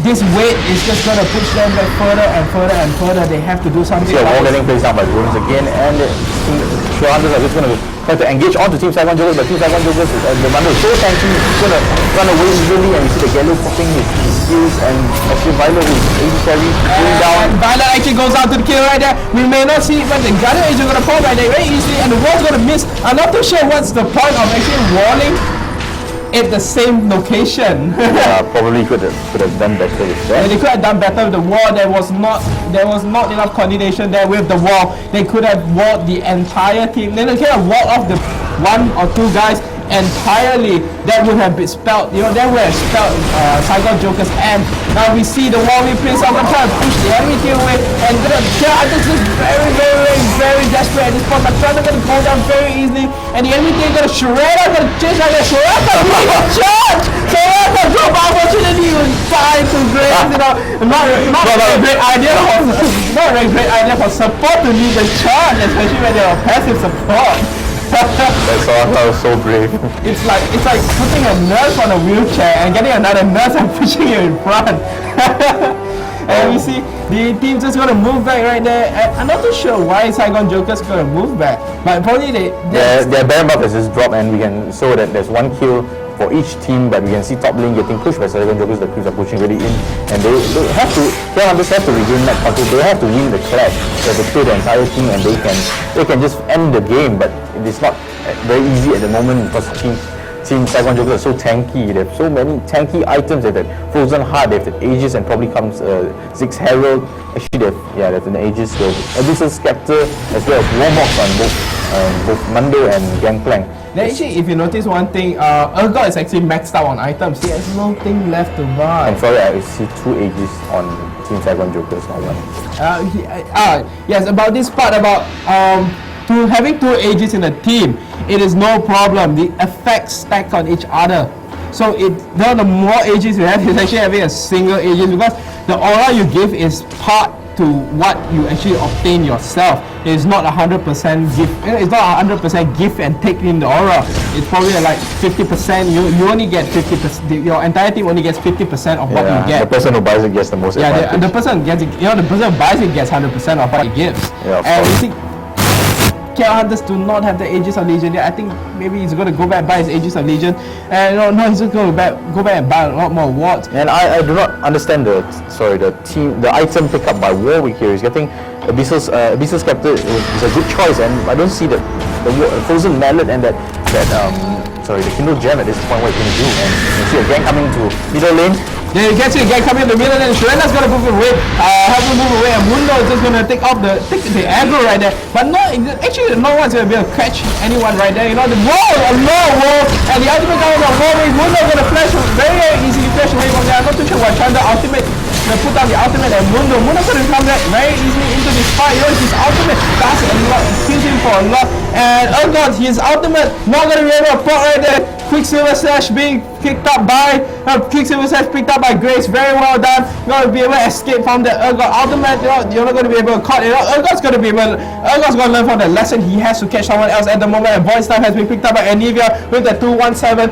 This kills two kills, 1 death, and 7 assists. And we see the Barons being up, and Saigon Joker's gonna work onto the Baron. We see KL Hunters trying to move back into the Baron side, but I see both teams just dancing around the Baron and say, oh, we're just gonna do it like a victory dance around here, or we're just gonna do some religious dance around here. I'm not too sure what sort of dance around here. And see both teams gonna against Urgot barely before he got Ignite, gonna kill Urgot. Very well done by EPLs right there. And we see Graves GA gonna pop right there. And Galio gonna work on the Graves. Graves gonna work on the Galio instead. I think Galio is just gonna put his last start, and we see Anima ain't gonna fall. Very low HP there by GP. Where is your entire team? Someone help the bird, because the bird is the word. And we see the enemy team get the very low HP right there. And we see the enemy KL Hunters moving in for the kill. And Mundo is still at full HP. I'm not too sure whether it's a very, very good idea. And you see Gangplank's HP has been pushed up a lot thanks to Soraka's double heal. Wow, that engage was really, really exciting, but poor Gordon's, nobody protected him. He was just left alone to back off. Yes. Not the best idea. Yes, should have just sticked in the same position, should have just backed off the same position, but probably a miscommunication on their part. But I think that, they can do better. And Baron is still not picked up by any team as of yet. Right, Joey. Haven't you heard? What? That the bird is the word? Yes, the bird is the word. Right, and the bird is the word. You see, and that Gangplank critting for a lot of damage. He picked up a Triforce and Atmas Impaler. What's he going to rush? I think he's probably going to go for an Infinity Edge at this point. Gangplank's so tanky at this point. He does not need a lot of magic resistance, because his entire team carries a lot of base HP. So the game has been going on for 56 minutes. Both teams actually have been very, Saigon Jokers have been really, really indecisive with their gameplay, and they have taken the early lead. That they were doing a lot of good plays early game, but when it comes to the late game, they both teams. KL Hunters has really shown that they are capable of doing good plays. They kept their composure, and those walls were really, really efficient, and they were put down so efficiently. And there's nothing much that Team Saigon Jokers can do about it. They were always caught off position, and now that Team KL Hunters is actually going to pick up this easy dragon. Yeah, so you're going to put the dragon kill almost the same. This is going to be their 3rd dragon right now, and we see Saigon Jokers actually picked up 4 dragons, and KL Hunters have picked up 3 dragons. And we know KL Hunters have the advantage on the bottom lane. They have an inhibitor. Saigon Jokers have an inhibitor not guarded by a tier 3 tower. But majority of the lanes have been moved into the tier 3 tower other than the top lane. The top And we lane see that the game is actually moving to the 1 hour mark. It's a very, very long game. And I think that almost all the champions are going to get full items at this point. And now it all boils down to that clash. If one team just clears the other team, it's the end of that team. Yes, and you know, this is as long as I talk, 1 hour, no problem. I'm going to talk for 2 hours instead, bro. And both teams now, Saigon Jokers, both teams are just going to be able to have to fight for this Baron right now. Now, Baron is going to be your deciding factor. I'm not too sure I'm not too sure whether it's going to be a high deciding factor for KL Hunters. And Gangplank taking a lot of damage from Graves right there. The Gangplank. And this is both teams are actually being really indecisive. And we see Urgot going back to farm. Yep. We need Anivia to do it. And we see that Urgot has actually replaced his Yomu's Ghost Blade with a Warmox. Yes, very well played right there. Finally, a proper item. Anyway, a proper item by SJ Violet. And we see Urgot has that 393 CS. And we see that Galio has 500 CS. Galio has 500 CS, a lot of CS. He has a Zonya Hourglass right now. Going to be able to flash in with the ultimate. He's going to be able to survive very easily, especially with the shield and Zonya Hourglass. Not going to be able to kill you. He has 3 bloody defensive abilities, and it's very to see Guardian Angel on the high priority targets, basically the high HVT, which are high value targets, would be your AD carry and the AP carry. To see Guardian Angel on that, you see that Team Saigon is actually pushing down the middle tower. They are just tanking the tower, and now the TK Hunters have noticed it and they're coming back. They're put down the wall, and the clash is going to go on. But Team Saigon is going to fall back now, and they're being barely falls right there, almost died to the RC. And both teams are being actually very careful. They're not willing to commit into an entire team fight right there. I'm not too sure whether I could call both teams. I'm not sure whether I can call the winning team careful. I'm calling the winning team quite indecisive right now, because they have the advantage. They can do it. They can jump in. They can jump. They can jump in. Galio has that zone. Galio has a Zonya, and we see Gangplank wasting his ulti on the bomb lane, trying to farm out a bit. Yep. Now Gangplank does not have his ulti, but see everyone on the KL Hunter side has their ulti out, and they have the advantage right now, but they have to take the advantage. I'm not too sure what's going to go on right now. Both teams just dancing around each other. Urgot throwing out those acid hunters, poking them, going to try to poke the enemy team down to half HP or quarter HP before actually committing to a fight. This is what the problem is. Saigon Jokers being very indecisive, very careful and very indecisive of their gameplay right now. They should have just gone for it. I feel they should have just gone for it. They have the ability to win right now. They have 2 Guardian Angels. I'm not too sure. Maybe they're actually waiting for Gangplank to pick up his Infinity Edge. Yep, and we see that almost all of them has full items in except the supports, and Agane has still not picked up his Aegis of the Legion as of yet. Just a bit slow, I think, on the item pickup, and we see that Warwick also has been stuck with the items for quite a while, and he has picked up a Guardian Angel, so he's going to be able to allow him to survive more in fights, and going to have the second life. And we see that Team KL is probably going to go for that Baron, and no, they're just backing off at the moment. Yeah, this is really indecisive play, and we have Soraka picking up the Locket of the Iron Solari. Going to be able to put down those extra shields for everyone right there. Free shields around and free heals around. Right, and Team Saigon Jokers do not know that Team KL is actually going on to Baron right now. The Baron's life is going to go down extremely fast, and Team Saigon Jokers have no idea. I think they have the idea now. Don't report to them. And Soraka, and unfortunately, Soraka comes in with a wall. Unfortunately, too late, and Saigon Jokers not going to be able to pick up the second Baron right there, and KL Hunters going to pick up the Baron very sneaky right there by KL Hunters. They may take this game into play. This is the point. Everyone is maxed out on items, but you are not committing into a fight. Something is wrong right there, and we see actually Gangplank has picked up his Infinity Edge finally. Graves is also maxed out on items. We see Anivia maxed out on items. Trundle, 1 item left. We see Warwick kind of just finished his GA and his Frozen Mallet. Now I'm not too sure how this game going to go, because they have the Baron buff right now. They have the damage. But they have to capitalize on it. If not, it's just going to go into the drain.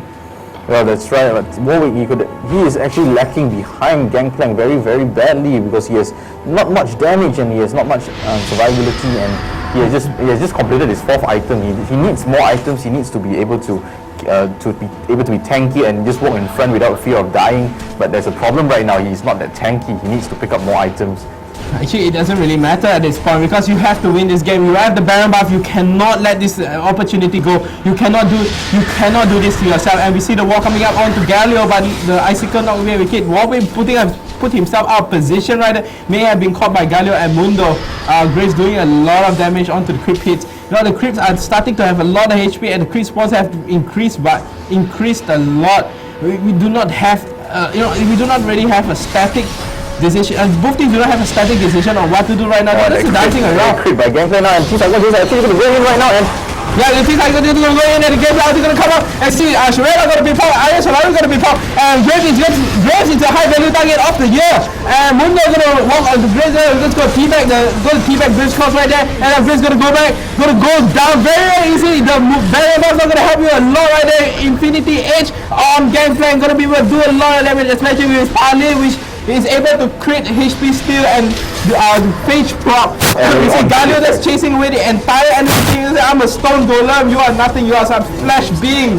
I'm a stone golem, I stone every day. Gargoyle. Yeah, he's a gargoyle. And now the Team Cyclone is going to push down bottom lane. Mando is so tanky, he's just going to tank the tower head on. Not a single damn was given that day. Right.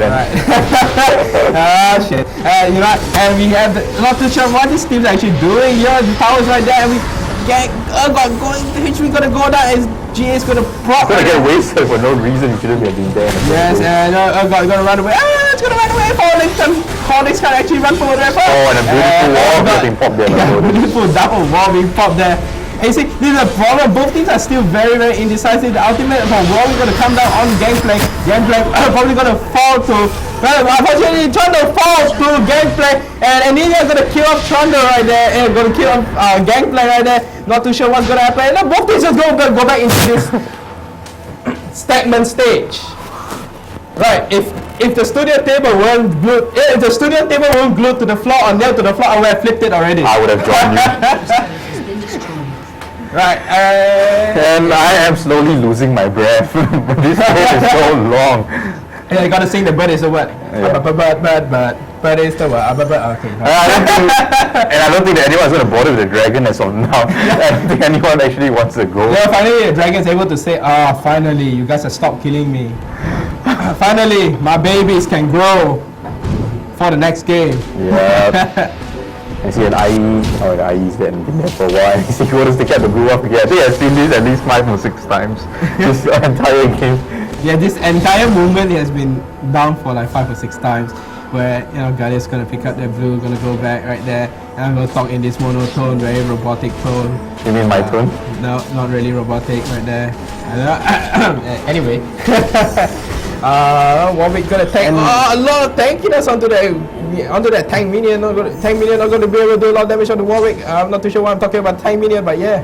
There's a lot of things which is I guess I was wrong about the dragon. Yeah, the dragon's gonna what have I actually done to you guys? Why are you doing this to me? I think the dragon has been killed at least 8 times. The dragon has gone down 8 times, and it's 4 to KO Hunters and 4 to Saigon Joker. KO Hunters still have their Baron buff. Oh no, he just went off. And the Baron is going to spawn in 5 minutes. And both teams are just backing off again. And both teams are going to back off again. And they're just going to go back into the turtling phase and just going to play safe until someone then makes a mistake. And all of them are so tanky. No matter the thing is, I mean, teams have been making mistakes, and both teams have been making mistakes because one team has been capitalizing on the enemy mistake, and they've been making a mistake of backing away. Yeah, both teams are just really indecisive, like you said. They cannot really end the game. And we see that Team Cyclone Jokers are just coming to push up and end the game right now. But I don't know, I think that K-Hunters can put out a fight and then he's going to... Probably they're waiting for Galio to buy his second Rabadon or third Rabadon. Okay. You see Graves have changed his items from a boot. He has sold off his Berserker Graves, bought into a Phantom Dancer right there. Going to be able to have a lot of attack speed. Have that 76% critical rating. And the ultimate going to come down, and both teams going to clash into each other. Warwick going to ultimate onto Urgot. Urgot do not have that Guardian Angel. Warwick going to flash away, although your Guardian Angel is still up, not too sure why. Graves going to kill someone. Graves going to kill Galio. And And Eva's gonna take the kill onto Ergot. KR Hunters have the advantage right now. Gangplank gonna fall out to Grace, and everyone's gonna fall out to everyone. And actually, KR Hunters gonna take that everyone. And you know, Mundo's the only one left, but Mundo is gonna be able to run away from this. His cleaver into the face of Trundle, and KR Hunters may have the ability to end the game right now. I'm sure you have the ability. Please end the game right now. Yeah, please end the game right now. Right now, you know, I want to see. Unless Graves buy a third Phantom Dancer, I don't want to see the game end. And yeah, they are now just gonna. Yeah, they're just gonna farm creeps. All right. And That is. and we see Hagane leading the charge like the Soraka. Yeah, Hopefully he they're doesn't- gonna lead the charge. Now the support is the best place in this game. They're always leading the charge. Unfortunately, the entire team, you know, the other team is not gonna follow the charge, and they're just gonna walk on their way onto Mundo. Right there, the wall never go. I'm not too sure where the wall's gonna be on the same location. It's gonna be way. Grace gonna walk onto Mundo. Gonna take a few hits on the Mundo, but you know, and Evia gonna go down the Mundo right there. The tower's gonna take an Evia down. There's no egg to pop right there. The Quicksilver has been put out. Mundo gonna put his ulti right there. Gonna be able to heal a lot, and you know that this will probably gonna work onto this bottom lane tower, but the enemy team is almost up. Galio's up. They're 10 seconds away from Gangplank and 5 seconds away from Ergot. This may not spare, and the double inhibitor is gonna go down. Galio's at the bottom lane. He's gonna teleport the bottom lane, but he's gonna take it the bottom down inhibitor. Very well done by Galio. It's very ninja, very sneaky move there by Galio. You know, you shall up. And his Mando is just being like a boss. He's gonna attempt to stop all of them from teleporting home and just gonna delay time for the Galio to push. And Jenna's gonna get caught right there. The cleaver misses in point blank range. Oh, another cleaver missing. Cleaver missing. Oh, And the ultimate come back. Oh, the cleaver actually hits this time with the ultimate right there. I'm not too sure why. and this is the end of Hagane. This is the end of Hagane. Oh. And Righteous Smite gonna come into your face right And there. a lot of ultimates getting, a lot of skills getting popped there for Hagane's head. Right, it's like a kick to the groin. Yeah, he's definitely not liked by the Vietnamese team. And you see, actually probably getting caught here by Trundle, and no, he's just going to turn on his Actually, both teams has just come back into a standstill. And now we are back to Back to the Baron. Hi Baron, how are you doing?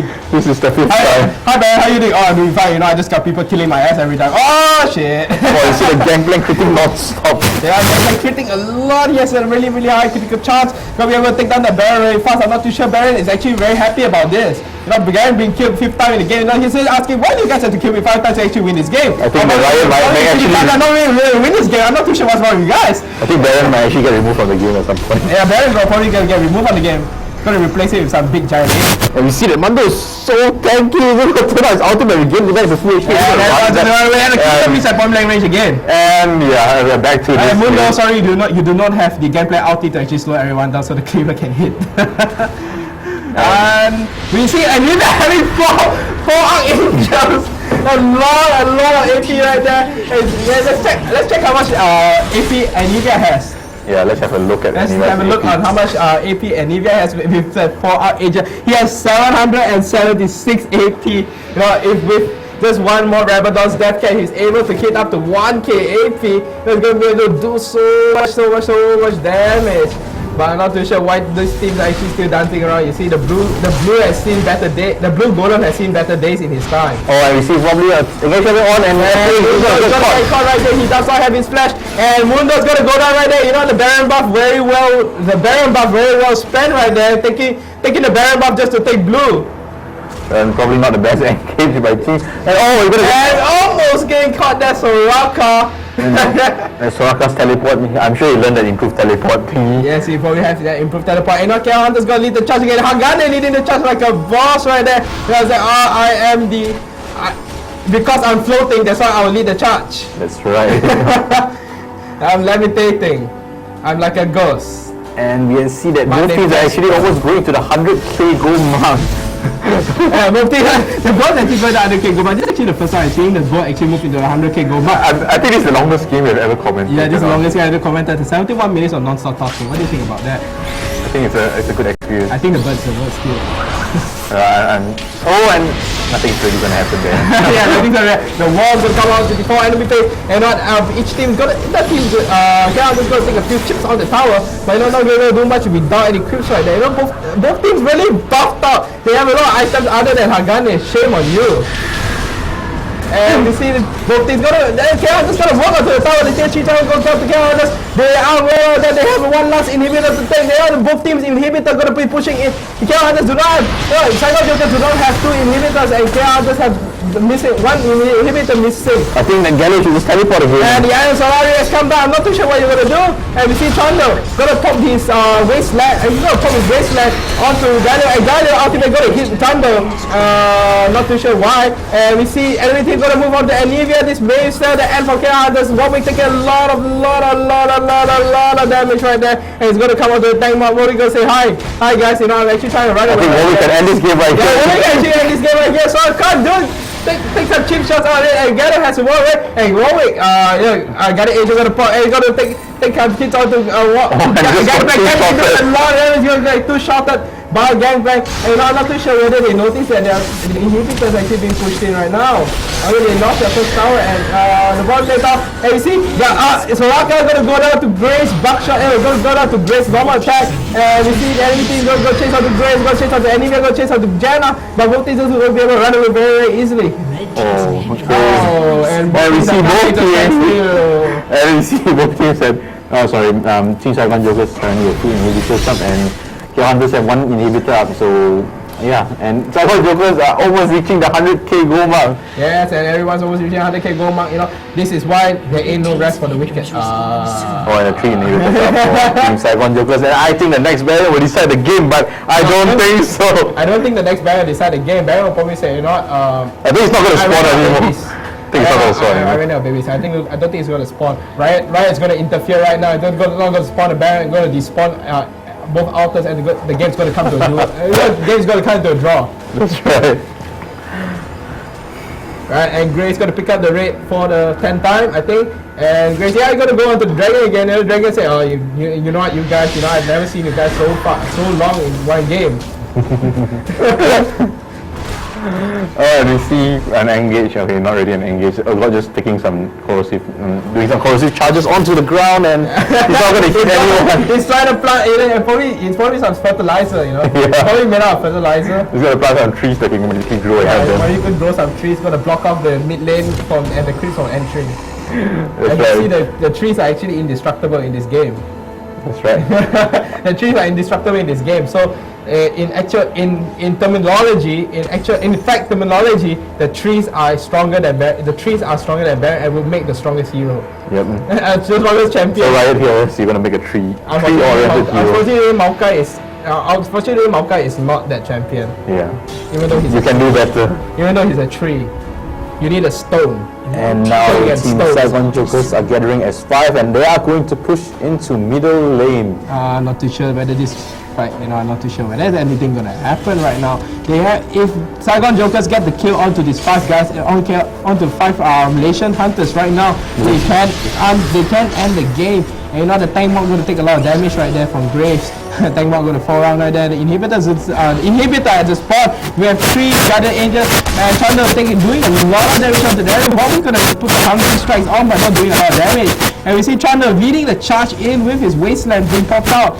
And the Wasteland, it reduces CC time on Thunder by 65%, and it increases its attack speed and movement speed by a significant amount. And they're just going to push down the inhibitor again, and very, very tanky right there. Not taking a lot of damage. And see, both teams is running away. Galio's going to go down to the bottom lane, waiting for the inhibitor to spawn probably. Both teams. And you see Anivia, everyone, Galio's going to attempt to go right there. Can you please give me a wing so I can become rich? And you see, Thunder now leading charge into the enemy team. I'm not too sure anyone's going to get killed. The Radiant's Omen is going to go down, not going to be able to do much right there. And the inhibitor, now it's KR Hunter's turn to have to have 2 inhibitors gone. Now if there was a TF, this game would have already ended. Yep. But unfortunately TF was already banned. Yes, it was the first ban, because both team plays a very mean TF. So please, by all means, please do not ban TF against them. I mean, if you both guys play again, please do not ban TF. Yeah, she's gonna get caught there with his Guardian Ninja on by Donry and what's gonna happen right there? The ultimate gonna come down from Galio, gonna get cancelled off very, very easily. And Galio, not too sure what's going on. He's gonna get resurrected by Guardian Angel. And we see a lot of damage gonna come on. Saigon Jokers, and we see GA gonna get wasted on GP, and IC gonna miss GP, try to outmaneuver, go try outmaneuver like initial D or something right there, and it's gonna, yeah, actually gonna outmaneuver everyone right there. Oh, nice play there by Gameplay. Nobody expected that flash, and he's gonna go back in again with the stuff. Yeah, he's gonna go back in again. So, you know, you're gonna go. He's just gonna live steal, and they're just gonna go back into this phase. Right, the kills now. It's just both team junglers are down, and you know everyone's just gonna go back again. Right.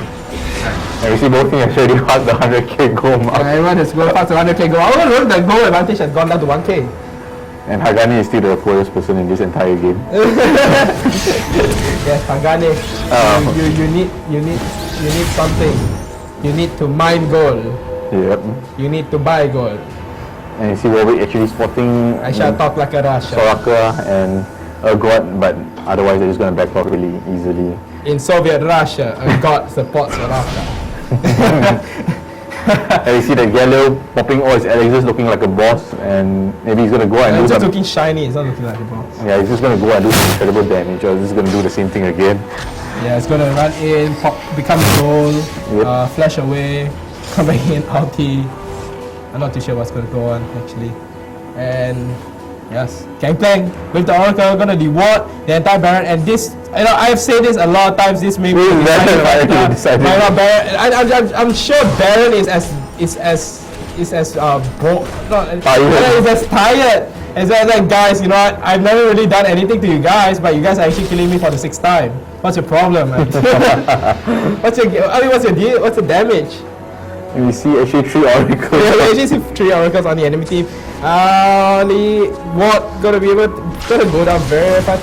This may be the last engage. Right? And Gangplank come on, right there, and Gangplank gonna lead the charge. Unfortunately, very slow. Go lead a very slow charge. The smoke screen not gonna be able to do, not gonna take out a lot of vision. And you see the wall gonna come down, gonna split the entire team in two, but unfortunately just splitting the correct people. Urgot gonna go down right there. Gangplank gonna take the kill out to Grace. Unfortunately, his GA got up, and we see now everyone's just working on the Urgot now the HBT of the enemy of KR Hunter. Warwick not able to take a kill onto Urgot. He's gonna pop his Guardian Angel, and he's gonna come back. I'm not too sure what he's doing. Yes, take the kill onto the nurse right there.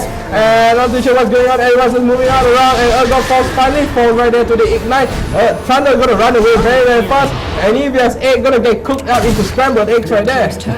and you see Gallo actually finally trying to win the end game. Oh, thank God, very well played there by Gallo. I'm gonna say, very well played there, Archie. Your teleport was very well spent, and the game has finally come to an end out of that 100k each by both teams at 80-minute goal and 80-minute gameplay. Victory! Now, very well played there by both teams. Actually, very well played there by both teams. It was really long. Even though those games were really long, you know, even though the games are really long, but in the end, it was Galio's sneaky tactics which took the entire game. Now this is a point where, you know, Archie should sign up for some ninja training or something. Let's have a look at that endgame stats. Graves having 29.2k with 9 kills and 7 deaths and 6 assists, and being the most farmed character in this game, this most harmed hero in this game, but with 632 CS and Aniva having 641 CS. But in the end, they failed to capitalize on that goal advantage, and just didn't make the right decisions at times, and probably that led to the downfall. Right, it was almost a 2 hour, no, it's actually a 1 hour 16-minute gameplay. Very well played there by both teams. I'm sure your item pickup was very well done. Both teams will actually capitalize on full items. Yep, you know, except Hagani. Yeah, except Hagani. Unfortunately, except Hagani. It's always Hagani. I can spin this. Nothing much happened right there. Not very well played by both teams. And I would say shout outs to Garena for bringing this Garena Premier League right to our doorstep, being able to witness this professional gameplays. You know, we witness all these strong gameplays where I'm sure the audience, you guys, able to learn. That's right. Now we're going to go into a commercial break, so stay tuned and we'll see you in a bit. Right, and the second round will be Manila Eagles taking on Bangkok Titans. We'll see you in a bit.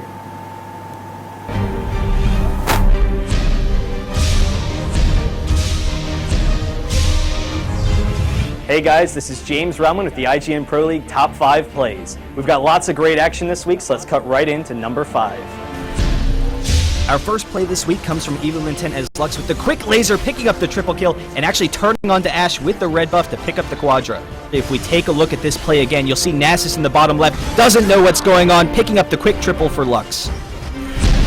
Coming in at number 4, we have Master PB24 playing Vayne, getting caught out of position right off the bat, but he's actually going to use some fantastic micro here, kiting both the Garen and Blitzcrank with that red buff, with the tumble, dodging the hook actually, and so here he's going to pick up the first kill. The rest of his team is in position now. Great play all around, picking up the double kill.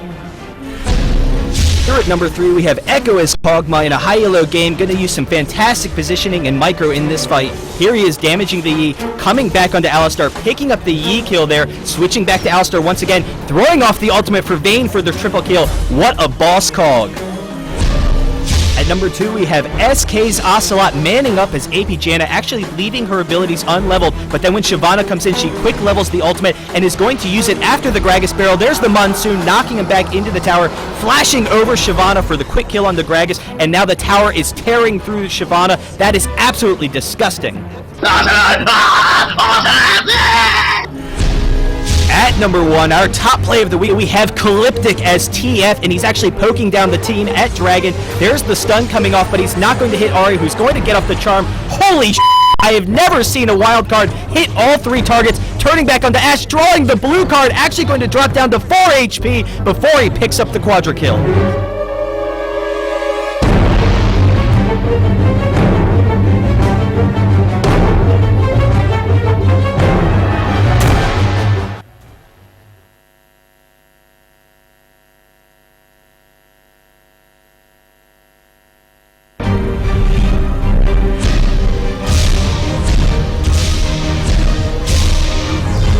Hey guys, this is James Rahman with the newest episode of the IGN Pro League Top 5 Plays. We've got some great plays this week, so let's cut right to number 5.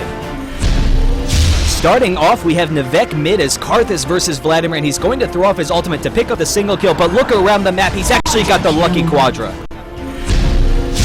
At number 4, we have one of our favorite players, SK Gaming's Ocelot as Jackson, a high elo game, and his team is cleaning up as he picks up TF, Graves, and Lee Sin. Triple kill! Let me Penta! Penta kill! Ah! Coming in at number 3, we have Dex Vitality as Fizz 2v5ing the enemy with Akali, picking up 3 kills almost immediately with their AoE, then turning onto Garen. They will be able to burst him down very quickly, and now Leona is the sole survivor. They will pick up that kill, and then turn onto Baron for the 2v5 Baron steal. Number 2 comes from our IPL 5 qualifiers. There's the headbutt into the Pulverize on Graves, but Lee Sin is baiting it out. They have the exhaust on the Vayne. They're chasing him down, and keep an eye on Graves as he's chasing. And there's the flash from SK Candy Panda, dodging the ultimate, going to pick up the Graves, and then running away from Lee Sin. The ultimate from Lee Sin, just barely not able to pick up the kill, and now Nautilus is coming back into the fray. Candy Panda going to be able to pick up the Condemn, and there's the kill onto Soraka bot. And our top play for the week, we have CLG EU's Wicked playing Aurelia again and initiating onto Corki, and now turning back to the rest of the team. It's just an all-out brawl as everyone's getting in there. We have TF coming back in for the AoE damage, but now Wicked's going to jump onto Fizz, jump onto Corki, jump onto Leona, and then come back onto Nautilus for the quadra kill. Well, that's it for this week. Make sure to subscribe, share, and send us your best play to the email address below. I'm James Rahman, and I'll see you next week.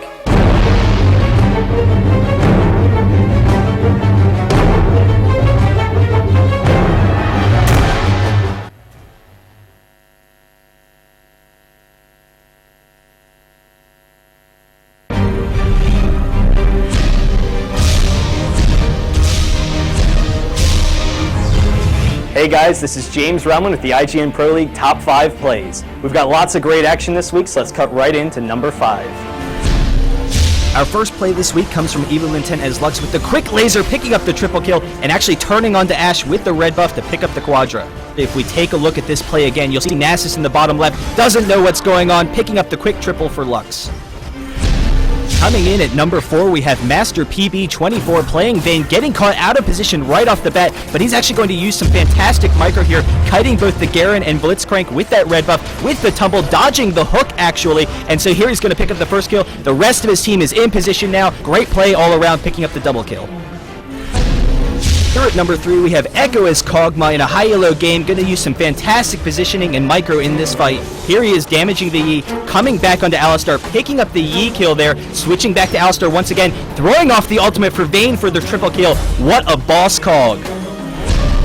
At number 2, we have SK's Ocelot manning up as AP Janna, actually leaving her abilities unleveled, but then when Shyvana comes in, she quick levels the ultimate and is going to use it after the Gragas barrel. There's the Monsoon, knocking him back into the tower, flashing over Shyvana for the quick kill on the Gragas, and now the tower is tearing through Shyvana. That is absolutely disgusting.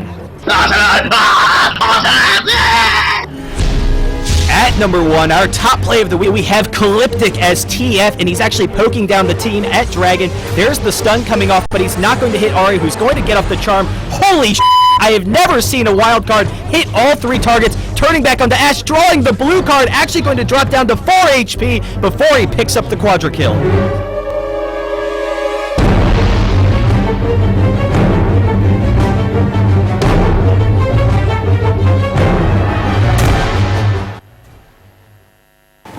And welcome back to the Garena Premier League second day, and we have for you a very special treat on the second round.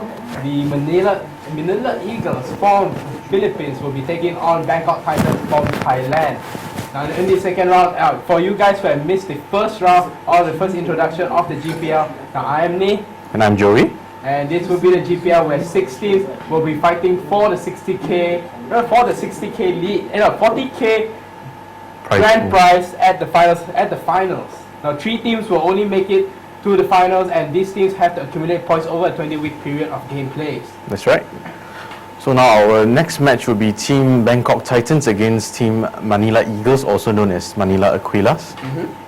So these teams have faced off against each other quite a few times already, and the team they are also like something like KL Hunters and Team. Yeah, they know each other very well. Like but we see the majority of the time, Philippines team has taken the lead on to Bangkok Titans. Now let's introduce our Philippines team right now, the Manila Aquilas.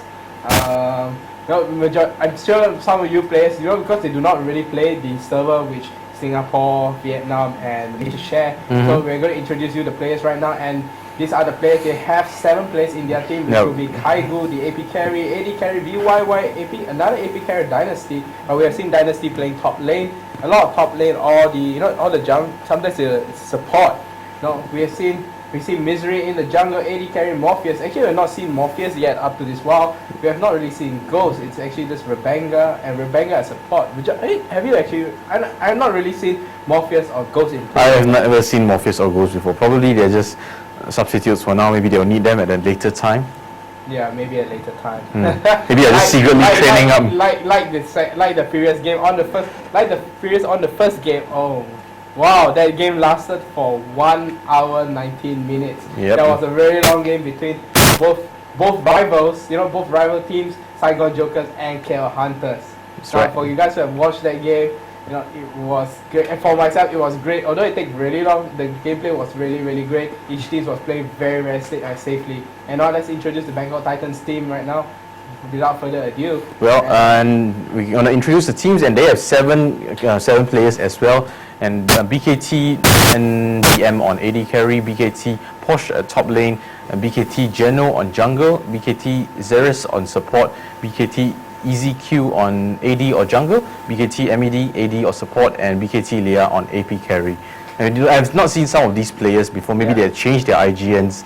So, but I've seen Leah and MED, that's for sure. But some of them have changed their IGN. So, well, we look forward to a very exciting match between these 2 teams.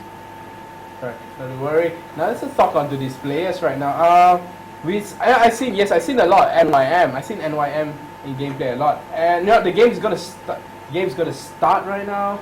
Yep. The game's gonna start into the banning and pick phase, and we have Bangkok Titans on the blue side, which will be first ban, first pick, and Manila Eagles On the right side, which will be second pick, second ban, there will be purple side. And we see Galio and Shen being banned off at the first start. Bangkok Titans taking the first ban on to Galio. And Very, Manila very Eagles- quick bans there. Yes, and Manila Eagles taking the first ban on to Shen. Now Shen has not, we have not seen Shen in these 2 games. We're not going to see Shen, but thank God we're not going to see Galio again. Oh yeah, that Galio so tanky, running around, teleporting, and doing a lot of nonsense. Teleporting. Yep. Previous game, Ninja. Ninja Galio. Yeah, that should be the next game. Yep. And Mogana being taken out by Bangkok Titans right there. They have the bans have been really, really static so far. The Galio, Shen, Mogana, Twisted Fate, Lee Sin. Sometimes, Well, at least we've seen something different last game. We've seen Trundle being played by Apions, and we see some changes in lineup from team Saigon Jokers, and it worked out well for them, I'd say. Yeah, But both teams were really indecisive at the midpoint in game, and ultimately one mistake just cost Team K Hunters the game. Definitely. It was great plays, but the double wall tactic didn't really work out for KL Hunters, unfortunately. And we Yep. have Jenna being banned off by Manila Eagle, and Jenna being a very, very disruptive support.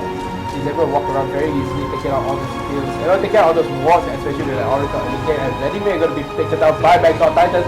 We see Manila Eagles play Vladimir, and they have done really, really well. I'm not too sure what Manila Eagles will take out of the ban. What do you think? Well, I probably think that would just take a safe ban, like maybe. No, that's not a safe ban. And we see Ari getting taken out there by Team TMA. And now we're going to get the first pick from Team BKT, Bangkok Titans, and let's see what they're going to pick. Anivia is open, and we see Lulu open. Lulu being a very strong champion, being able to support and play as AP and top lane, and even as a jungler if you know how. And you can play as AD as well. Now I see a moving pick. Oh, and it's a twisted face, something we didn't get to see last And game. the Gambling Master has been picked up by Bangkok Titans. Will be Twisted Fate on the Card Master. Yep, hopefully he doesn't gamble his cards too much. And Maybe 16. yep. Right. Twisted Fate being picked up by Bangkok Titans. Probably going to go with that really AP build. Now we've seen a lot of AP builds on Twisted Fate so far. We never really seen an AD build on Twisted Fate. Because I think because Twisted Fate really has a really strong hit gang, especially if he's down 6, he can gang very, very easily. And Rive's going to be picked up by Manila Eagles, going to face off against Twisted Fate. Right. Not too sure what they're going to pick up next, but I hope, just hoping that they're going to pick up something like Accurate. Check.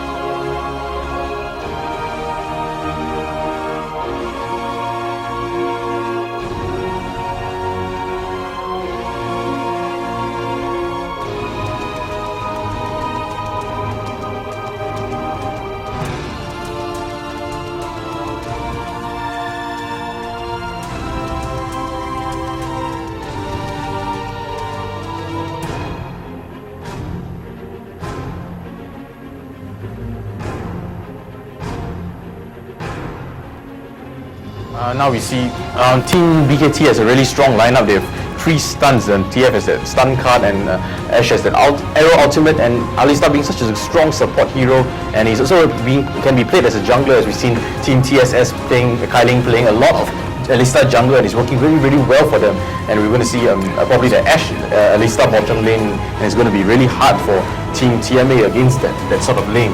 Now you see Graves getting picked up by Team Manila Eagles, a very common AD champion we've seen in last game, but we don't really see that many Ash, and Ash arrow is really reliant. Sometimes you need to rely on that Ash arrow to make plays, and if you don't hit that Ash arrow, sometimes you're just gonna. Yeah, it's gonna hit up your composition right there. Yep. And we see Tarek Graves gonna be picked up by the Manila Eagles. They have already running a lot of weird AD support combos, especially with the Graves Tarek. But I noticed Manila Eagles have some love for Tarek. Yeah. Yeah, they really love Tarek. The majority of their games they'll just pick up I think we Tarek. should see the top lane Tarek this time. Oh, mid lane Tarek. Mid lane Tarek. AP stunts. AP stun flash ulti. Yes. Ignite, yes. Yeah, boy. So much damage. And Irelia getting picked up by BKT. yeah, see BKT Posh not worried about those nerfs onto Irelia. Gonna pick Irelia, and Mundo gonna be picked up by BKT. Right, is watching this match and BKT wins this game, I think they're gonna nerf Irelia again. Yeah, they're gonna nerf Irelia again. Every patch nerf Irelia. Every patch nerf Irelia. I bought all her skins. Well, it's a bit wasted now. Yeah, she's gonna get nerfed again. So not to worry right there. And we see the last pick now for Manila Eagles. The last pick for Manila Eagles, not too sure what they're going to pick. They're actually just missing out their top lane or their jungle. Maokai is able to jungle as well, so not too much of an issue. Maybe, Aurelia, not too sure whether of a really strong pick, if you ask me. My honest opinion, I'm not too sure whether it's a really, really strong pick. Oh, let me see a Fizz going. Fizzy gonna be picked up. Fizz gonna be picked up right there. Gonna throw some fish. It looks like Bangkok Titans gonna meet the fish up front. Gonna meet the big shark and the fish up front. Yep. And no, it's gonna be a Xin Chao. Yeah, it's gonna be a Xin Chao right there. I tell you, the Xin Chao is probably gonna save China again. I think that he's the best champion in the entire league. I personally love Xin Chao, and the Vietnamese. We all love Xin Chao. Yeah, we love Xin Chao. Yeah, it's a form of breathing. And no, it's not going to be a Xin Chao. What a disappointment. And it looks like TMA is really, really indecisive of their they locked in Jax. And Jax is being locked in right there. The Weapon Master going to be locked in. Rabanga are going to be playing the Weapon Master on the top lane. Now, and Jax, he has been slightly nerfed. He needs a lot of sustainability. You have to farm really, really safe in the early game, or you have to harass off the enemy to get. Once you get the early game farm, you're going to be really, really strong, and you're going to be with this force of nature, which just jumps onto people, and when they're not careful, and you're just going to take them down in a split second. Yep, that's right. And we see both teams has not played clairvoyance. As I always said, most of these teams do not run clairvoyance anymore. They do not see the need for that. They're going to opt on that for the lane dominance. They're going to take some better spells, like maybe Alistair. He needs the flash. He needs the flash to better initiate and better combos. So I think that clairvoyance isn't really a necessity, but it is also good to have as well. Now we're going to go soon into the game, and I think that both teams were going to show us a really good game. We haven't seen any Maokais in a while, and you see that TF, Ash and Alistair combo are going to be very, very strong, and yeah, it's going to be a great game, I would say. Yes, I noticed one thing about the meta game has changed into the meta game has picked Annie back into the mid lane rather than Cassiopeia. We've actually been seeing less, there's been less Cassiopeias, been less Mordekaiser's mid lane lately. There's been more Anivias, there's been more Twisted Fates, Morganas and Annie on the middle lane. Those are the few champions we've been picked up more, and we see TSS picking up Lux on their previous Scrim game. Yep, Lux, Annie, they like to pick all these unconventional champions, but they put them to great use. Darkness is a really good AP mid player, and he's really shown us some great plays. Well, hopefully maybe you'll see some other new champions, some other AP champions being played in the mid lane, maybe like the Brand, maybe some Orianna. Yeah, Orianna is actually really, really strong, but not many people have been mastering that champion. Maybe is too reliant. I think the range of the Q has been reduced, if I'm not mistaken. The range of the Q has been put back actually, but it's not like the previous Orianna where her Q, her command move, or not her command attack, her command attack actually the range was really, really far, around 800 range. It was 800 range, and then they reduced the range to 650, and now they push it back up to 700. Oh, I see. All right. So now we're just going to take a look at their. Oh wait, sorry. No, not too sure. Now we're going to take a look at their face. But let's just talk on the previous game right there. It was a really, really long game. Both teams, Saigon Jokers was a little indecisive in their attacks. I think both teams were being a bit indecisive overall, and some mistakes were done. Both teams did their own fair share of mistakes, but both teams didn't really capitalize on the mistakes. Some worked in the other team's favor, but in the end they lost their advantage again. So it just went back and forth into a phase of just farming and pushing the lane, being very, very safe. And we see how many Barons were being picked up by both teams, and how many Dragons were getting picked up. So, well, that game lasted really, really long. Both teams basically just drove into a brick wall at some point. They drove into a brick wall, and not just one time. They drove into a brick wall like 5 times. There was a lot of opportunity. I'm pretty sure there was a lot of opportunity there. I actually disagree on you that both teams were actually really defensive or really indecisive, because KL Hunters have to play to their defensive needs, while Saigon Jokers, they had the offensive ability, but they did not play to their offensive. They didn't play to their offensive advantage, which was why which actually caused them to be really, really indecisive. Well, overall, it's a great game, and we see that gangplank and that Galio doing a lot of good plays, and yeah, but Monkeys was really fat that game. The Graves, he was reading very, very well, but in the end, in the last engage, I think he died too fast. That's why he got caught out. He unfortunately Graves got caught out in the end, and that actually led to the loss of KL Hunters. But overall, very, very good game, very, very good both games there. But both teams, you played up very, very strong. It really states that both teams are really on par with each other. Yep. They were really, really on par, and the only time which are able to gain the advantage is to have outside influence, like things like Baron, things like Dragon. They need the outside influence to actually win the game. The positioning was great, their movements was great, but it was too passive. Yeah, I felt it was much too passive. Probably could have ended a lot earlier, but they were just being too passive. Yeah, if you're Nasus, then Oh, Nasus. I don't mind if you're Nasus. Stanley and his Nasus. Imagine he farms up to about 600 CS and he comes to smack your face with him. I don't want to think about what he just opened that would really mean open a can of pain. Just opening a bottle of pain and just smearing it all over you. I don't think it's a bottle of pain, it's probably a truck of pain. Truckload of pain. It comes with his stick and just smacks you with it and you just die. It's going to be a really big stick. Right, and we are going into the game. Both teams, right here, Bangkok Titans versus Manila Eagles. Right, and we see both teams actually playing cautiously, both all of them defending the brass. Maokai throw a couple of saplings in order to defend. He's definitely going to start his raves. And Maokai always start raves. It's a very standard jungle route from Maokai, but it is easily countered as well if you just go and disturb the saplings before the spawn of the raves. Yeah, but and maybe that's why you see the entire team is actually defending against them. But Rice is not in position to defend. Now we see that Tariq is going to go up and probably trying to help Maokai, and he's just going to ping for Rice and okay, you're not going to be of any help in the middle light. You're not just go into the bush right there, and I'm just going to ward right that position. Yep. Minions have and they're very safe, going to ward up that wave entrance, and Maokai is just going to start his blue, going to take it down really, really quickly. Not blue, sorry, he's going to take out the race really, really quickly. Probably he would go to blue. Maokai is very reliant on mana, so he needs that early blue. And we see that Mando has really cleared that wave camp extremely fast. He's going to go on to the early rain. And the corporate Mundo there with his back, throwing off his fouls. I'm not so sure. See, Maokai is that type of champion which really needs blue. On the other hand, Graves Mundo is that champion which just needs red. Yep. So that's the advantage right there, which like Bangkok Titans have. They can have that early gang going to go on. They can have that early gang going on, especially with the red buff. Going to be able to slow the enemy down. Going to be able to do extra damage onto the enemy, which is ganking. Probably waste some flashes right there. But Mundo's just going to go back onto just going to go into the wolves and just going to farm. Not too sure whether great idea. We see a very passive top lane, level 1. We can see some farming, the usual farming, not much being able to be done at the top lane. And I really love your blade charge, very easily to farm, very easy. It's going to be very, very easy for Arena to farm this game because of her blade charge. The players jumping onto the crypt.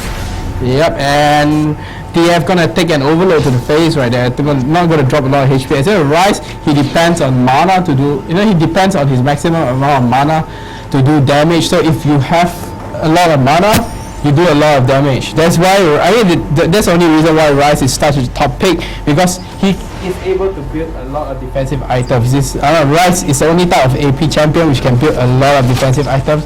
And you don't really need AP items. No, I won't say he's the only champion because. And you see a flash going on onto TF, and he's going to get caught there by the Rice. Rice going to flash in as well, but not able to burst that TF down. Very, very quick reflexes there by the TF, and well, he actually backed off extremely fast when he saw that Maokai flash. He just flashed back to his tower, and he's not in any real danger. Right, and Aurelia and Jazz is going to trade a bit of hits on the top side. They're not really doing a lot of damage to each other, just trading hits with each other.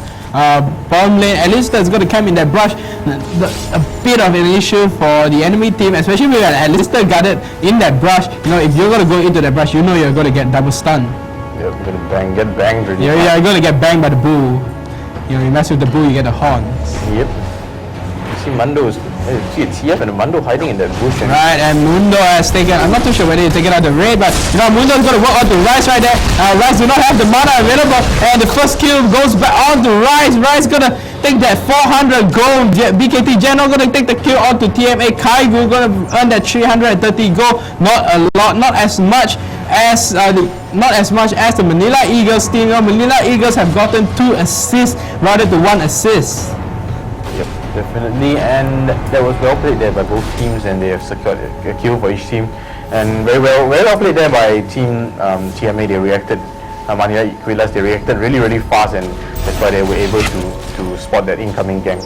There was a wasted stun right there by Tariq. Not too sure why. Alistair playing very passively. I'm not too sure why you play Alistair like that.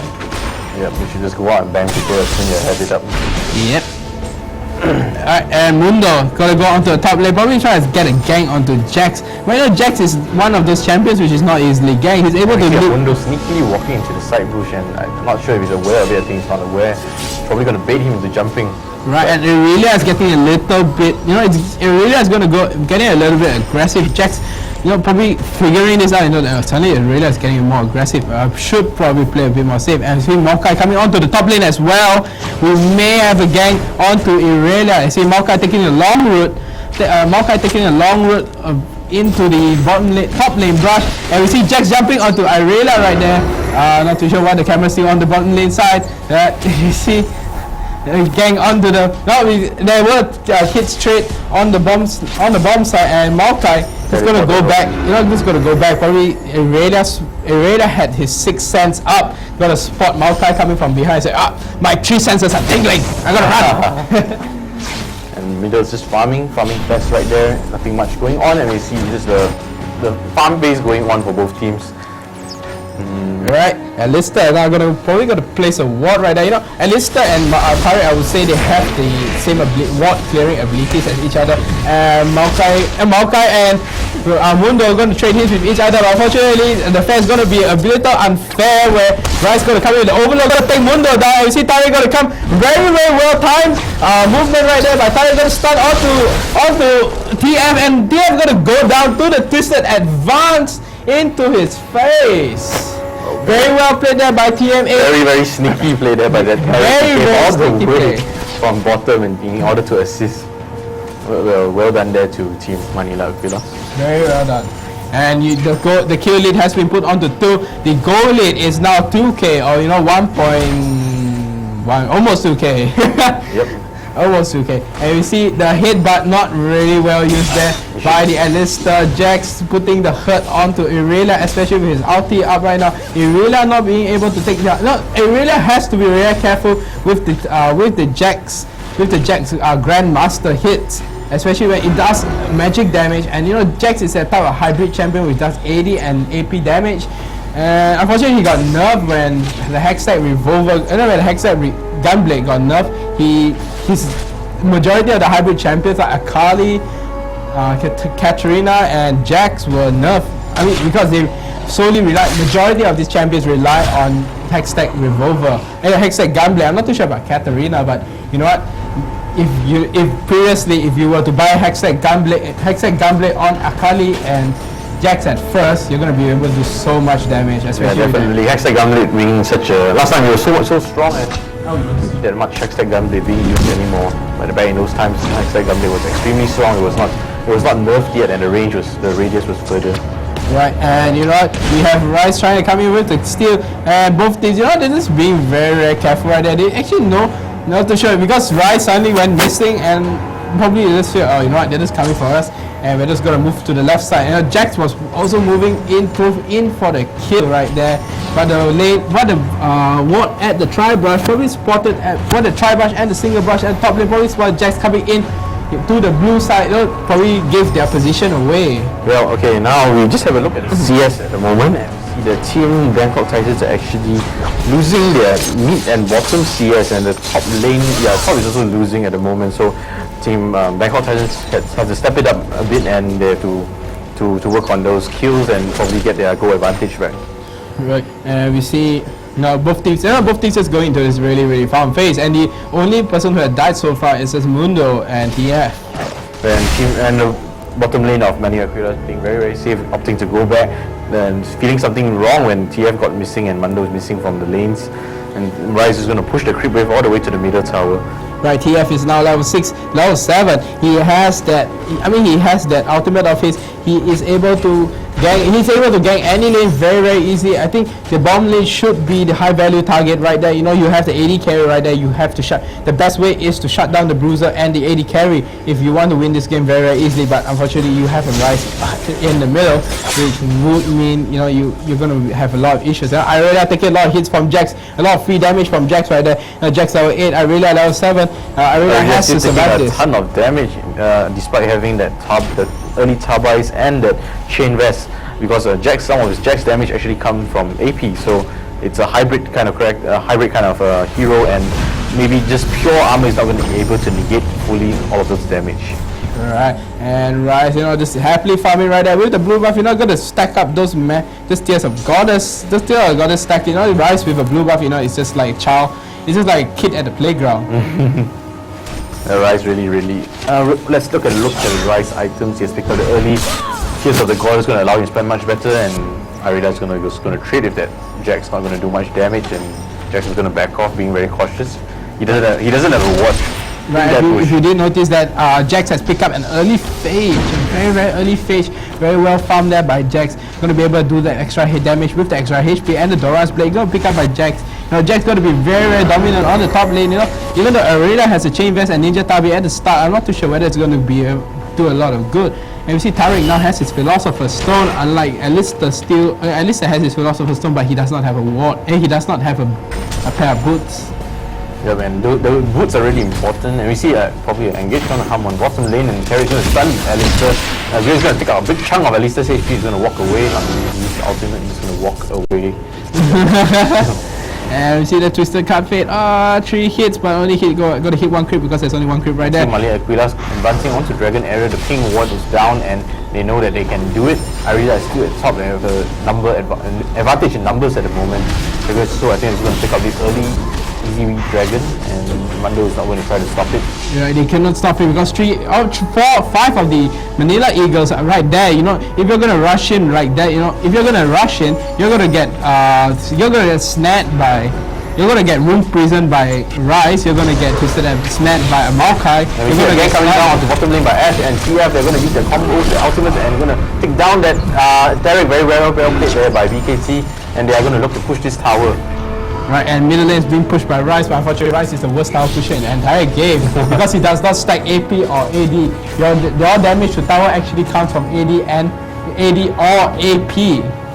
Yep, and that Rise. And Rise only stacks mana, so you do not have, you're actually the worst tower pusher in the entire game if you are playing Rise. I actually feel a lot. I think you should play Elite Brain, but I don't think that'll make a difference. No, you should play Triforce. Right. Mana Rune Triforce. Oh yeah. So AD Rise. Yep, AD Rise. And we see Jax just being really, he's just being really tough. Jax is going to be very tough on Irea, like a Chinese teacher right there. Be very tough on the students. I got a cane out, I'm going to hit you on your hand. Yep, Jax just pushing that Irea back really well, but actually he's losing in CS now. So I'm not too sure what he's doing. Maybe he's going to stop focusing that much on harassing and just get back to his CS. Right, and we see Jax really constantly pushing the lane right there, and we see Jax moving into the enemy jungle, but he's gonna back off right there. The entire lane is water. I'm not too sure why Mundo is still taking his sweet time in the bottom side of the jungle. Irelia needs your help, a lot of your help, and they're probably just gonna take up this free blue very easily. Jax gonna come in, probably not gonna do a lot. Gonna hit the blue once, and it's gonna walk away. Well played there by Team Money and because they definitely knew the timer on that buff, and they just knew that they could take it, and there were no one to actually stop that invade. And yep, very well played. There are already 3 wards around that region. Yeah, very well played there by TF. Now has picked up his blasting ward. Right now he has a lot of damage right now. He actually can do a lot of wreckage, and Grace there got to dodge the briefcase from Mundo. Not gonna be able to get gang right there very easily. Mundo just gonna walk away, and he's just ping, and they notice that the dragon is still not up. Arida actually trading kills with Jax now, and Arida is coming up on top.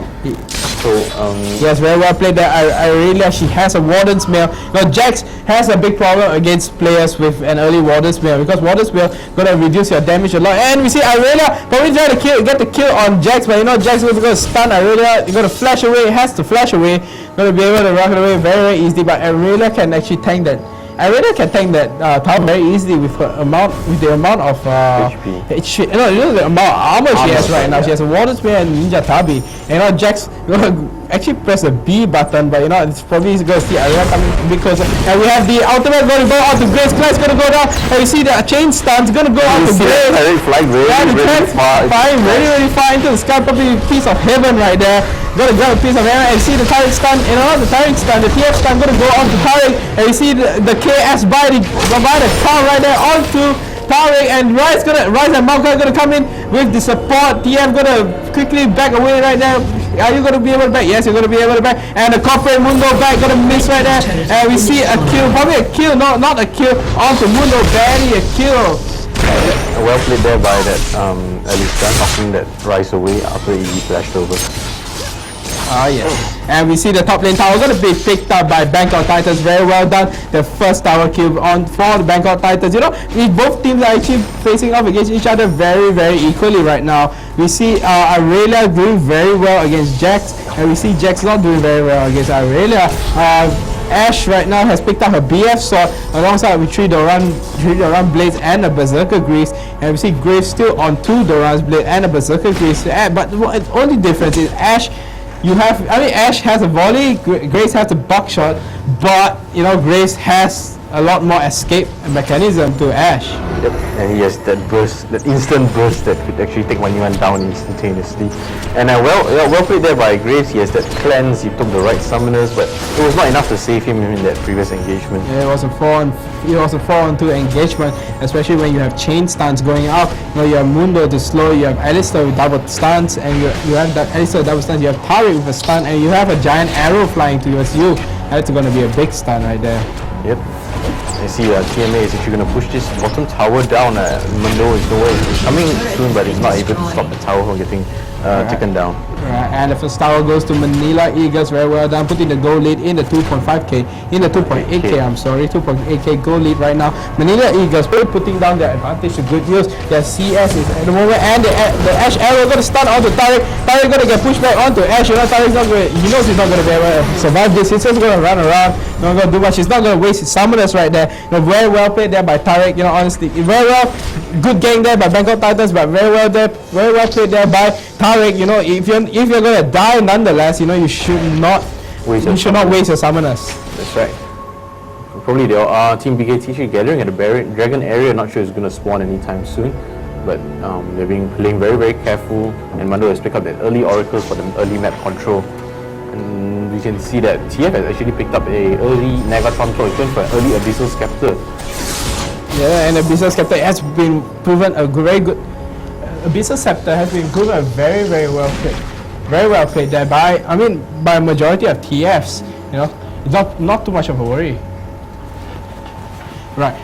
Let's just see, you know, and Mundo gonna get caught out here by Jax. Malka, you know, being slowed there by the briefcase, not gonna be able to come in very fast for the engage. And we see another gang onto Graves. He does not have his flash, he does not have his cleanse, but he's gonna die to the ignite right there. And now the volley is gonna pick up the kill, gonna pick up the easy kill right there. And we see Jax coming in, probably trying to get a kill.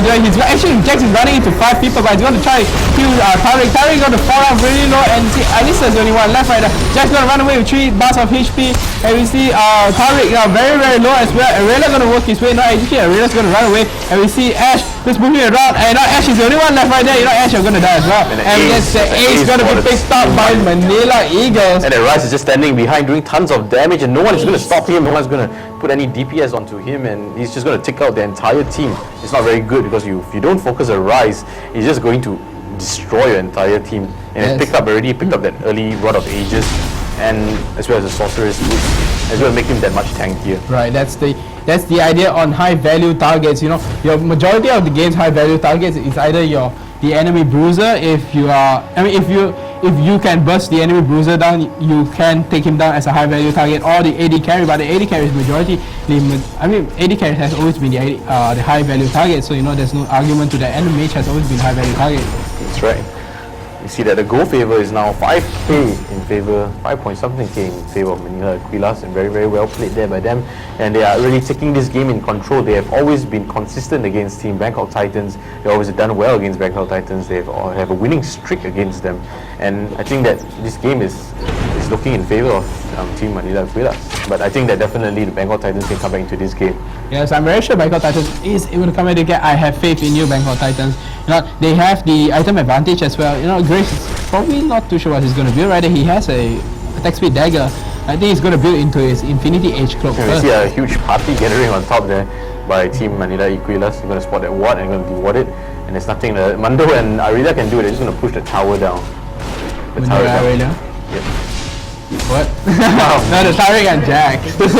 What? No, I'm talking about. Oh yeah, alright. No problem. I got caught up in the mystery. I mean, I got caught up in the fights there just now. Yep. And we see Ash now pushing onto the bomb tower. He may be, no, actually he's not going to be able to take down this tower. The tower is still at almost full HP right now. Ash not a lot of damage, and we see Rice picking up a Rod of Ages. Yeah, he has already picked it up before the Bad Dragon fight, as a matter of fact. Right, I think he should have picked up something else other than a Rod of Ages. I think whatever works for him is 5-1. Whatever works for him. Yep. You can pick up a Bloodthirster if it works for you. And you are able to push towers better than. I think he heard you on stream, so he wants that. Yeah. That AP as well as that additional mana, so he can push towers better. Shin. Oh, Lich Bane. Lich Bane. Let's see. Yeah, if you could hear me on stream, you should play a movie. Someone's gonna play a movie. Just Stanley. Only Stanley plays a movie. And we see Rice going to put a bit of pain onto at least the Rice not able to do much. He doesn't have much mana. He's a very, very low mana, so he's opting to back off. He's just gonna wait for his mana to regen, and I think they're gonna try to push onto the middle lane. Yeah, the kill counter now is 9-7. Bangkok Titans now blacking on 2 kills onto Manila Eagle. But you know, killing factor in kills, it's not the entire factor of your winning streak. And we see again onto Tariq. You know, Tariq is being very, very unfortunate in this game. Unfortunately, Bunny the blue gem knight is not doing. It's probably not too happy. You know, you're getting a lot of ganks on the game. It's like, oh, you're not me again. Hi. Well, let's see. They have been very, very consistent at bottom lane. They're putting a lot of ganks on that Tariq, on that Graves, but they're still not in the lead. They're actually losing the clashes. Yeah, I'm not too sure whether it's a great idea to actually continue ganking Tariq right now because he doesn't give her a lot of gold. You know, Tariq has died. How many times? He has died 5 times. He's in a 2-0 lead at the moment. He has picked up Mercury Threats and a Shin now. He's going to move into an early trial. He's going to put out a lot of damage. Yes, I think this is a proper build onto for Jax. You know, it's either you picked up a Guinzo Rage, which the problem about Guinzo Rage, it gives you a lot of attack damage, it gives you a lot of attack speed, it gives you a lot of AP, but it does not give you that, you know, survivability which you require on Jax at this moment. You know, the Triforce is going to be able to help Jax a lot, especially with that Triforce. It's a very, very constant build by majority of bruisers right there. That's right, and you see that big team BKT moving as 5, and they're going to deward. Probably going to set up for an early Baron, but I don't think that's very possible, not very viable at the moment. Team TMA knows that they are there. They are very, very tanky, especially the Rise. He just picked up a Banshee's Veil. And you see that Amorka just kind of engaged onto the Team BKT, and as we see, Rice going to pick up a lot of HP onto TF. TF very, very low. They have the right way. Shirella has been fucked up by Tariq. You know, Tariq being focused there, but he's still able to pick up Shirella. Collateral damage going to come down. Not able to do a lot of damage. Mundo very, very tanky. Rice going to go. Rice going to take down Alistair. The Carl's going to go down. Mundo's going to go down as well. The Doctor's going to die. TF going to die as well. TF actually died. And we may see another ace right here. Ash is the only one left, but where is Ash? Oh, Ash is actually half across the country. Very strong marathon skills right there, Ash. Ash doing very well to survive that, but this is not looking good for Bangkok Titans. They are losing the clashes very easily, and TMA is going to pick up this easy Baron unless Ash can miraculously appear there. And Ash Arrow is actually down. I don't think this will be a free Baron for the Manila Aquilas. Now they have the advantage right now. They can. Oh, and the Terror almost dying to the Baron. Almost died again. To the turret. The Baron almost died again. And we see Graves says that Infinity Age. That's the only reason why they are really, really strong right now. Jax has picked up his Triforce. We're probably going to go back buy some items. We're going to heal up and going to win this game instantly. They know they have the advantage. They know they can give. Rise is so strong at this moment. Oh, yeah, picked up a Hextech Gunblade. Sorry, not Gunblade. Sorry, Hextech Revolver. probably going to go into an early, not early, as in mid-game with Will of the Ancients. Will enable him to survive that much better. You know, notice that Rice is actually really farm right now. He has a Rod of Ages, he has a Banshee Veil, he has an Excite Revolver at the 24-minute mark. This is really spelling very good for Manila Aquilas, unlike the TF has picked up a Abyssal Scepter and a Blasting Wand. Well, I think that what they should do is not to concentrate on the bottom lane so much. They try to gang the other lanes to get back the advantage, but now it's already the mid-game phase and everyone is sticking together. It's not going to be that easy for the TF to catch anyone anymore. Yes, I think it was. I mean, there was a lot of chances where there were a lot of chances where things would have gone differently, but you know, they have this probably to say, you know, Tariq and Graves are easy targets, so let's just go for them, you know, and try to do something about it. But you know, we see that the CS is really big difference between Ash and Graves. Graves on the 227 CS and Ash on the 168 CS right now. 50 CS difference. Yeah, it's a 50 CS difference, but the items look similarly the same because Ash has picked up 4 kills and 3 assists, unlike Graves with 0 kills and 6 assists. But you know, it's great that you have actually found back to the state of Ash, so it's not really much of a loss. And the second dragon going to go down. I see the third or the second. Yeah, it's the second dragon going to go down to Manila Aquila, putting the goal lead right in front to the 10.5k goal lead right there. And we may see an end game right now. They have the Baron buff, you know, they have the ability to end the game right now. The Oracles has been picked up by Alistair, probably not the best idea. Tyrell is going to get ganked again, and we see probably not the best idea by yes, and everyone's going to go on to Rice. Rice going to get hit by the arrow, going to get hit by the gold card. You know, Rice is just so tanky right now, but Rice is going to die. We see Jax and Grace making their way onto the mid lane. Probably going to try to see, and Maokai is going to attempt a very bally start to say, and Grace Asher is going to go down very fast. Grace is going to work his way onto Alistair right now, especially when his ulti is still up, but he's no problem right there. I do a lot of damage. Your ulti don't do a lot.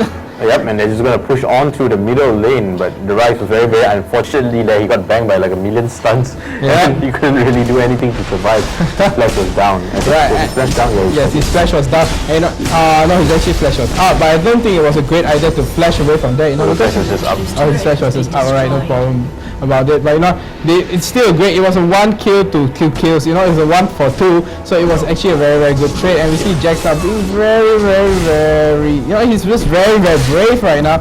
He's really brave. What do you think he's going to get? We see that the giant spell, I think the only way he was going to get, I mean, the only thing he could get at this point is the Warmox. Warmox and Rala. So tanky. Rala. He actually, Jax can actually build into Rala, which enables you to slow with majority of your abilities. Yeah. Actually, all your abilities can slow. Yep. Other than your leap. Leap does 80 damage. Oh, yeah. Yeah. Alright. So your Empowered Strike can slow, your Counter Strike can slow, and your Ultimate can slow. With the Rala speaker. You know, Rala was actually a old build for Jax. Oh, really? Yes, it was a, you know, majority of Jax previously, they had like Hextech, Gunblade, Queen Zorage, and Rala to pump up your HP a bit, and then going on to the Triforce, because Triforce was not a very great idea for the previous Jax, for the previous Jax last time. Yep. And we see that Team Manila Aquila is actually going into a 13k, roughly a 13k goal lead, and it's not looking very good for Bangkok Titans. They still have chance in this game, they can still come back, but they need to make some proper plays. They need to take out the team of Manila Aquila. They need to focus down the high priority targets. Yeah, like Graves and Jax. I think it's a bad idea to focus Jax. You know, but they have tried focusing on Ryze. It's not very simple to focus any of them, because now that the Ryze is so fat, he's so tanky, and it takes so long just to kill that Ryze. The Jax and that Graves is going to wreak havoc on the entire team. We've seen that the Maokai has already picked up the Aegis of the Legion, and he also has picked up the Frozen Heart. He's going to so tanky, he's going to go in there to initiate, and he's going to be able to pull off a lot of good plays. It's going to be so tanky. Yep. Right, and we see the Carl, the Alistair, very bull-headed, very bull-headed. And he has picked up another Oracle, despite being killed in the previous round. I mean, besides being killed in the previous clash, you know, he lost his Oracle, I think twice. He's lost his Oracle twice already. He was just being very bull-headed. I think that, you know, it makes a really good support. You know, you're getting killed, but you know, the items like wards and oracles come in high priority compared to your second level boots, your HOG, you know, your Heart of Gold, or your Philosopher. He's coming on to the middle. And we see Mundo just walking around, not doing a lot of damage. We see everyone just jumping on Ashe, everyone not liking the Queen from Feljord. And see Jax very low, taking a lot of damage from the towers, not very great there, not very great. Played there by Jackson. You see Tariq now running away. He could probably not. He has the marathon skills. And you see Malka being focused on a lot and not really the best engaged there by TMA, not taking down anyone in that final. Jax just moving off. And we see a blue card TF. Yeah, you see a blue card TF jumping in. No, not too sure. That was a great idea. And not blue card TF just gets you killed. And now everyone's just gonna work on to.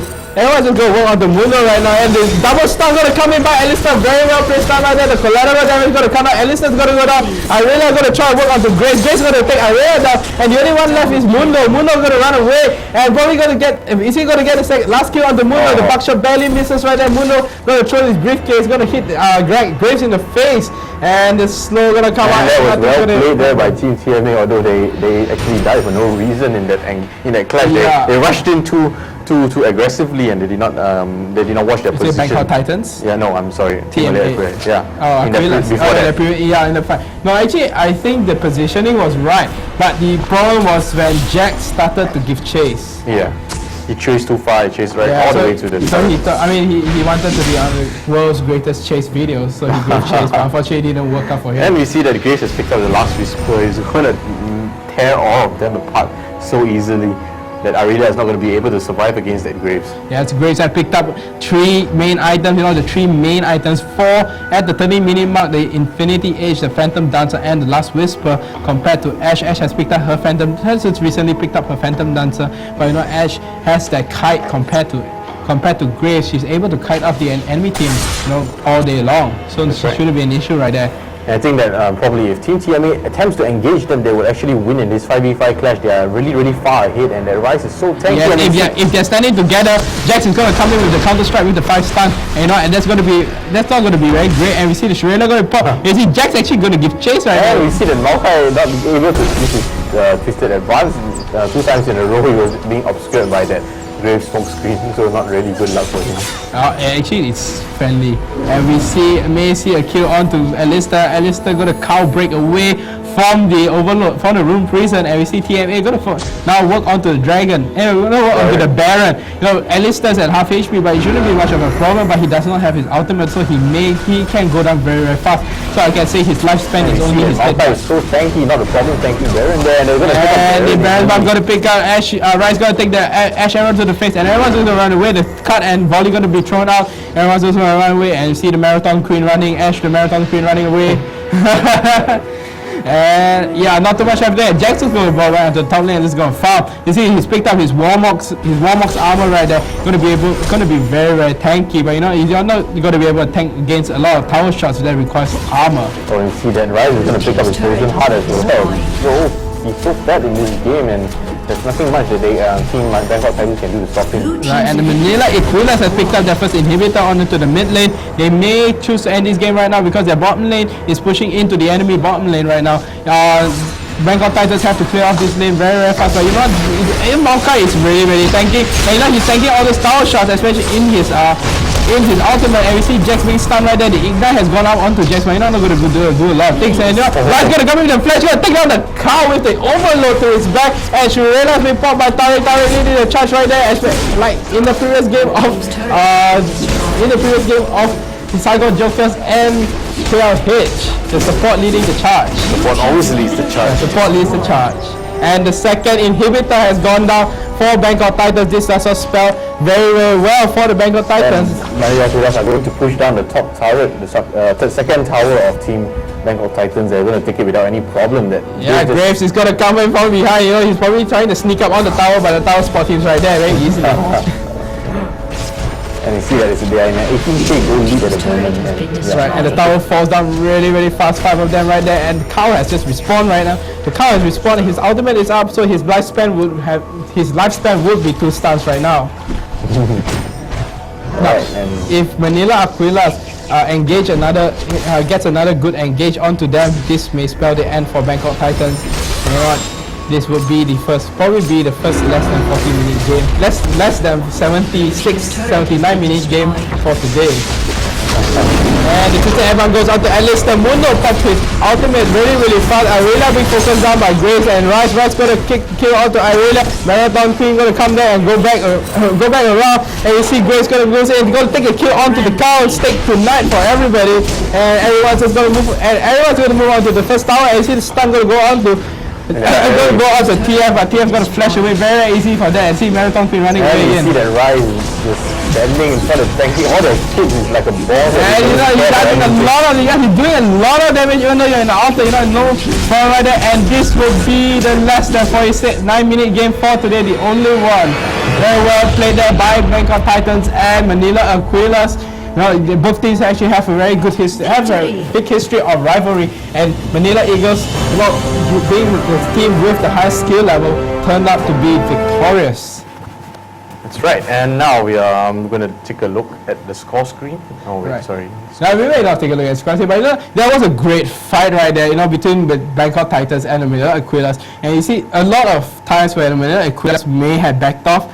They can back off to to replenish their HP, to buy more items, but they did not. They press on their advantage. They press onto their advantage, and that was that is what I would like. And that's what I like to see. Teams pressing onto their advantage rather than moving away from it. Yep, definitely. And Team TMA knew what they could do. They are definitely a very strong team. I think they can give all the top teams a very good challenge. They can give them a very good fight. And they are just improving all the time. They have been very consistent in their previous matches. They've been winning their previous matches. And wow, they are just performing extremely well this game. And all the lanes have done extremely well. Right, sure, no problem right there. And you know what? Not much of an issue. That's it. Not too sure on the games, but you see, Manila Eagles have, a lot of people, I'm sure you audiences, guys, some of them may look down on Manila Eagles, but I rest assured to you guys that these players are in the top notch. They have been handpicked, very tediously handpicked to be formed into a team and represent their country.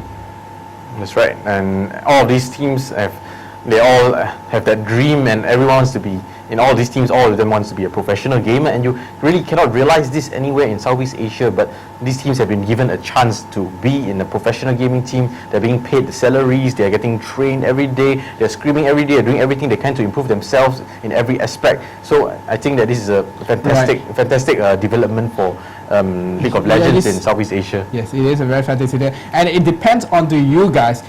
For you guys audiences, it depends on you. We rely a lot on your support. You make this. The shout out to Gurina for making this possible, but it is only possible due to the support from the community, due to the support from the fans. You see, so I will challenge you guys. Next time you see a Garena GN, give them a hug or something, or you just go and shake their hands. You say, oh, you're doing a good job. Thanks for bringing Garena Premier League to us. I will do that. But unfortunately, Teddy Tibers will squeeze me to death. That's right. No, I don't dare to hug him as well. Yes. He would even squeeze me to death.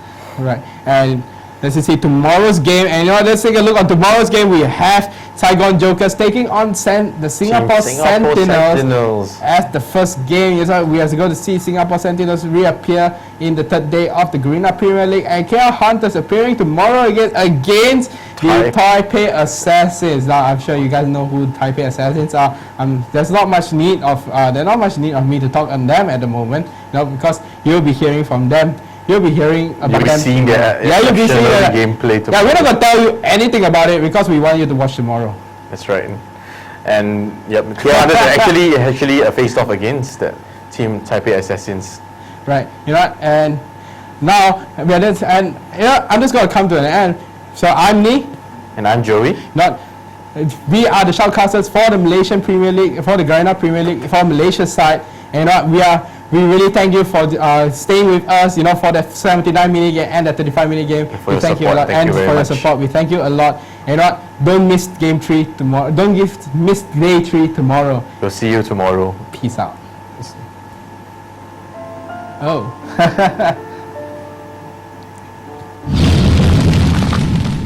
I'm so tired.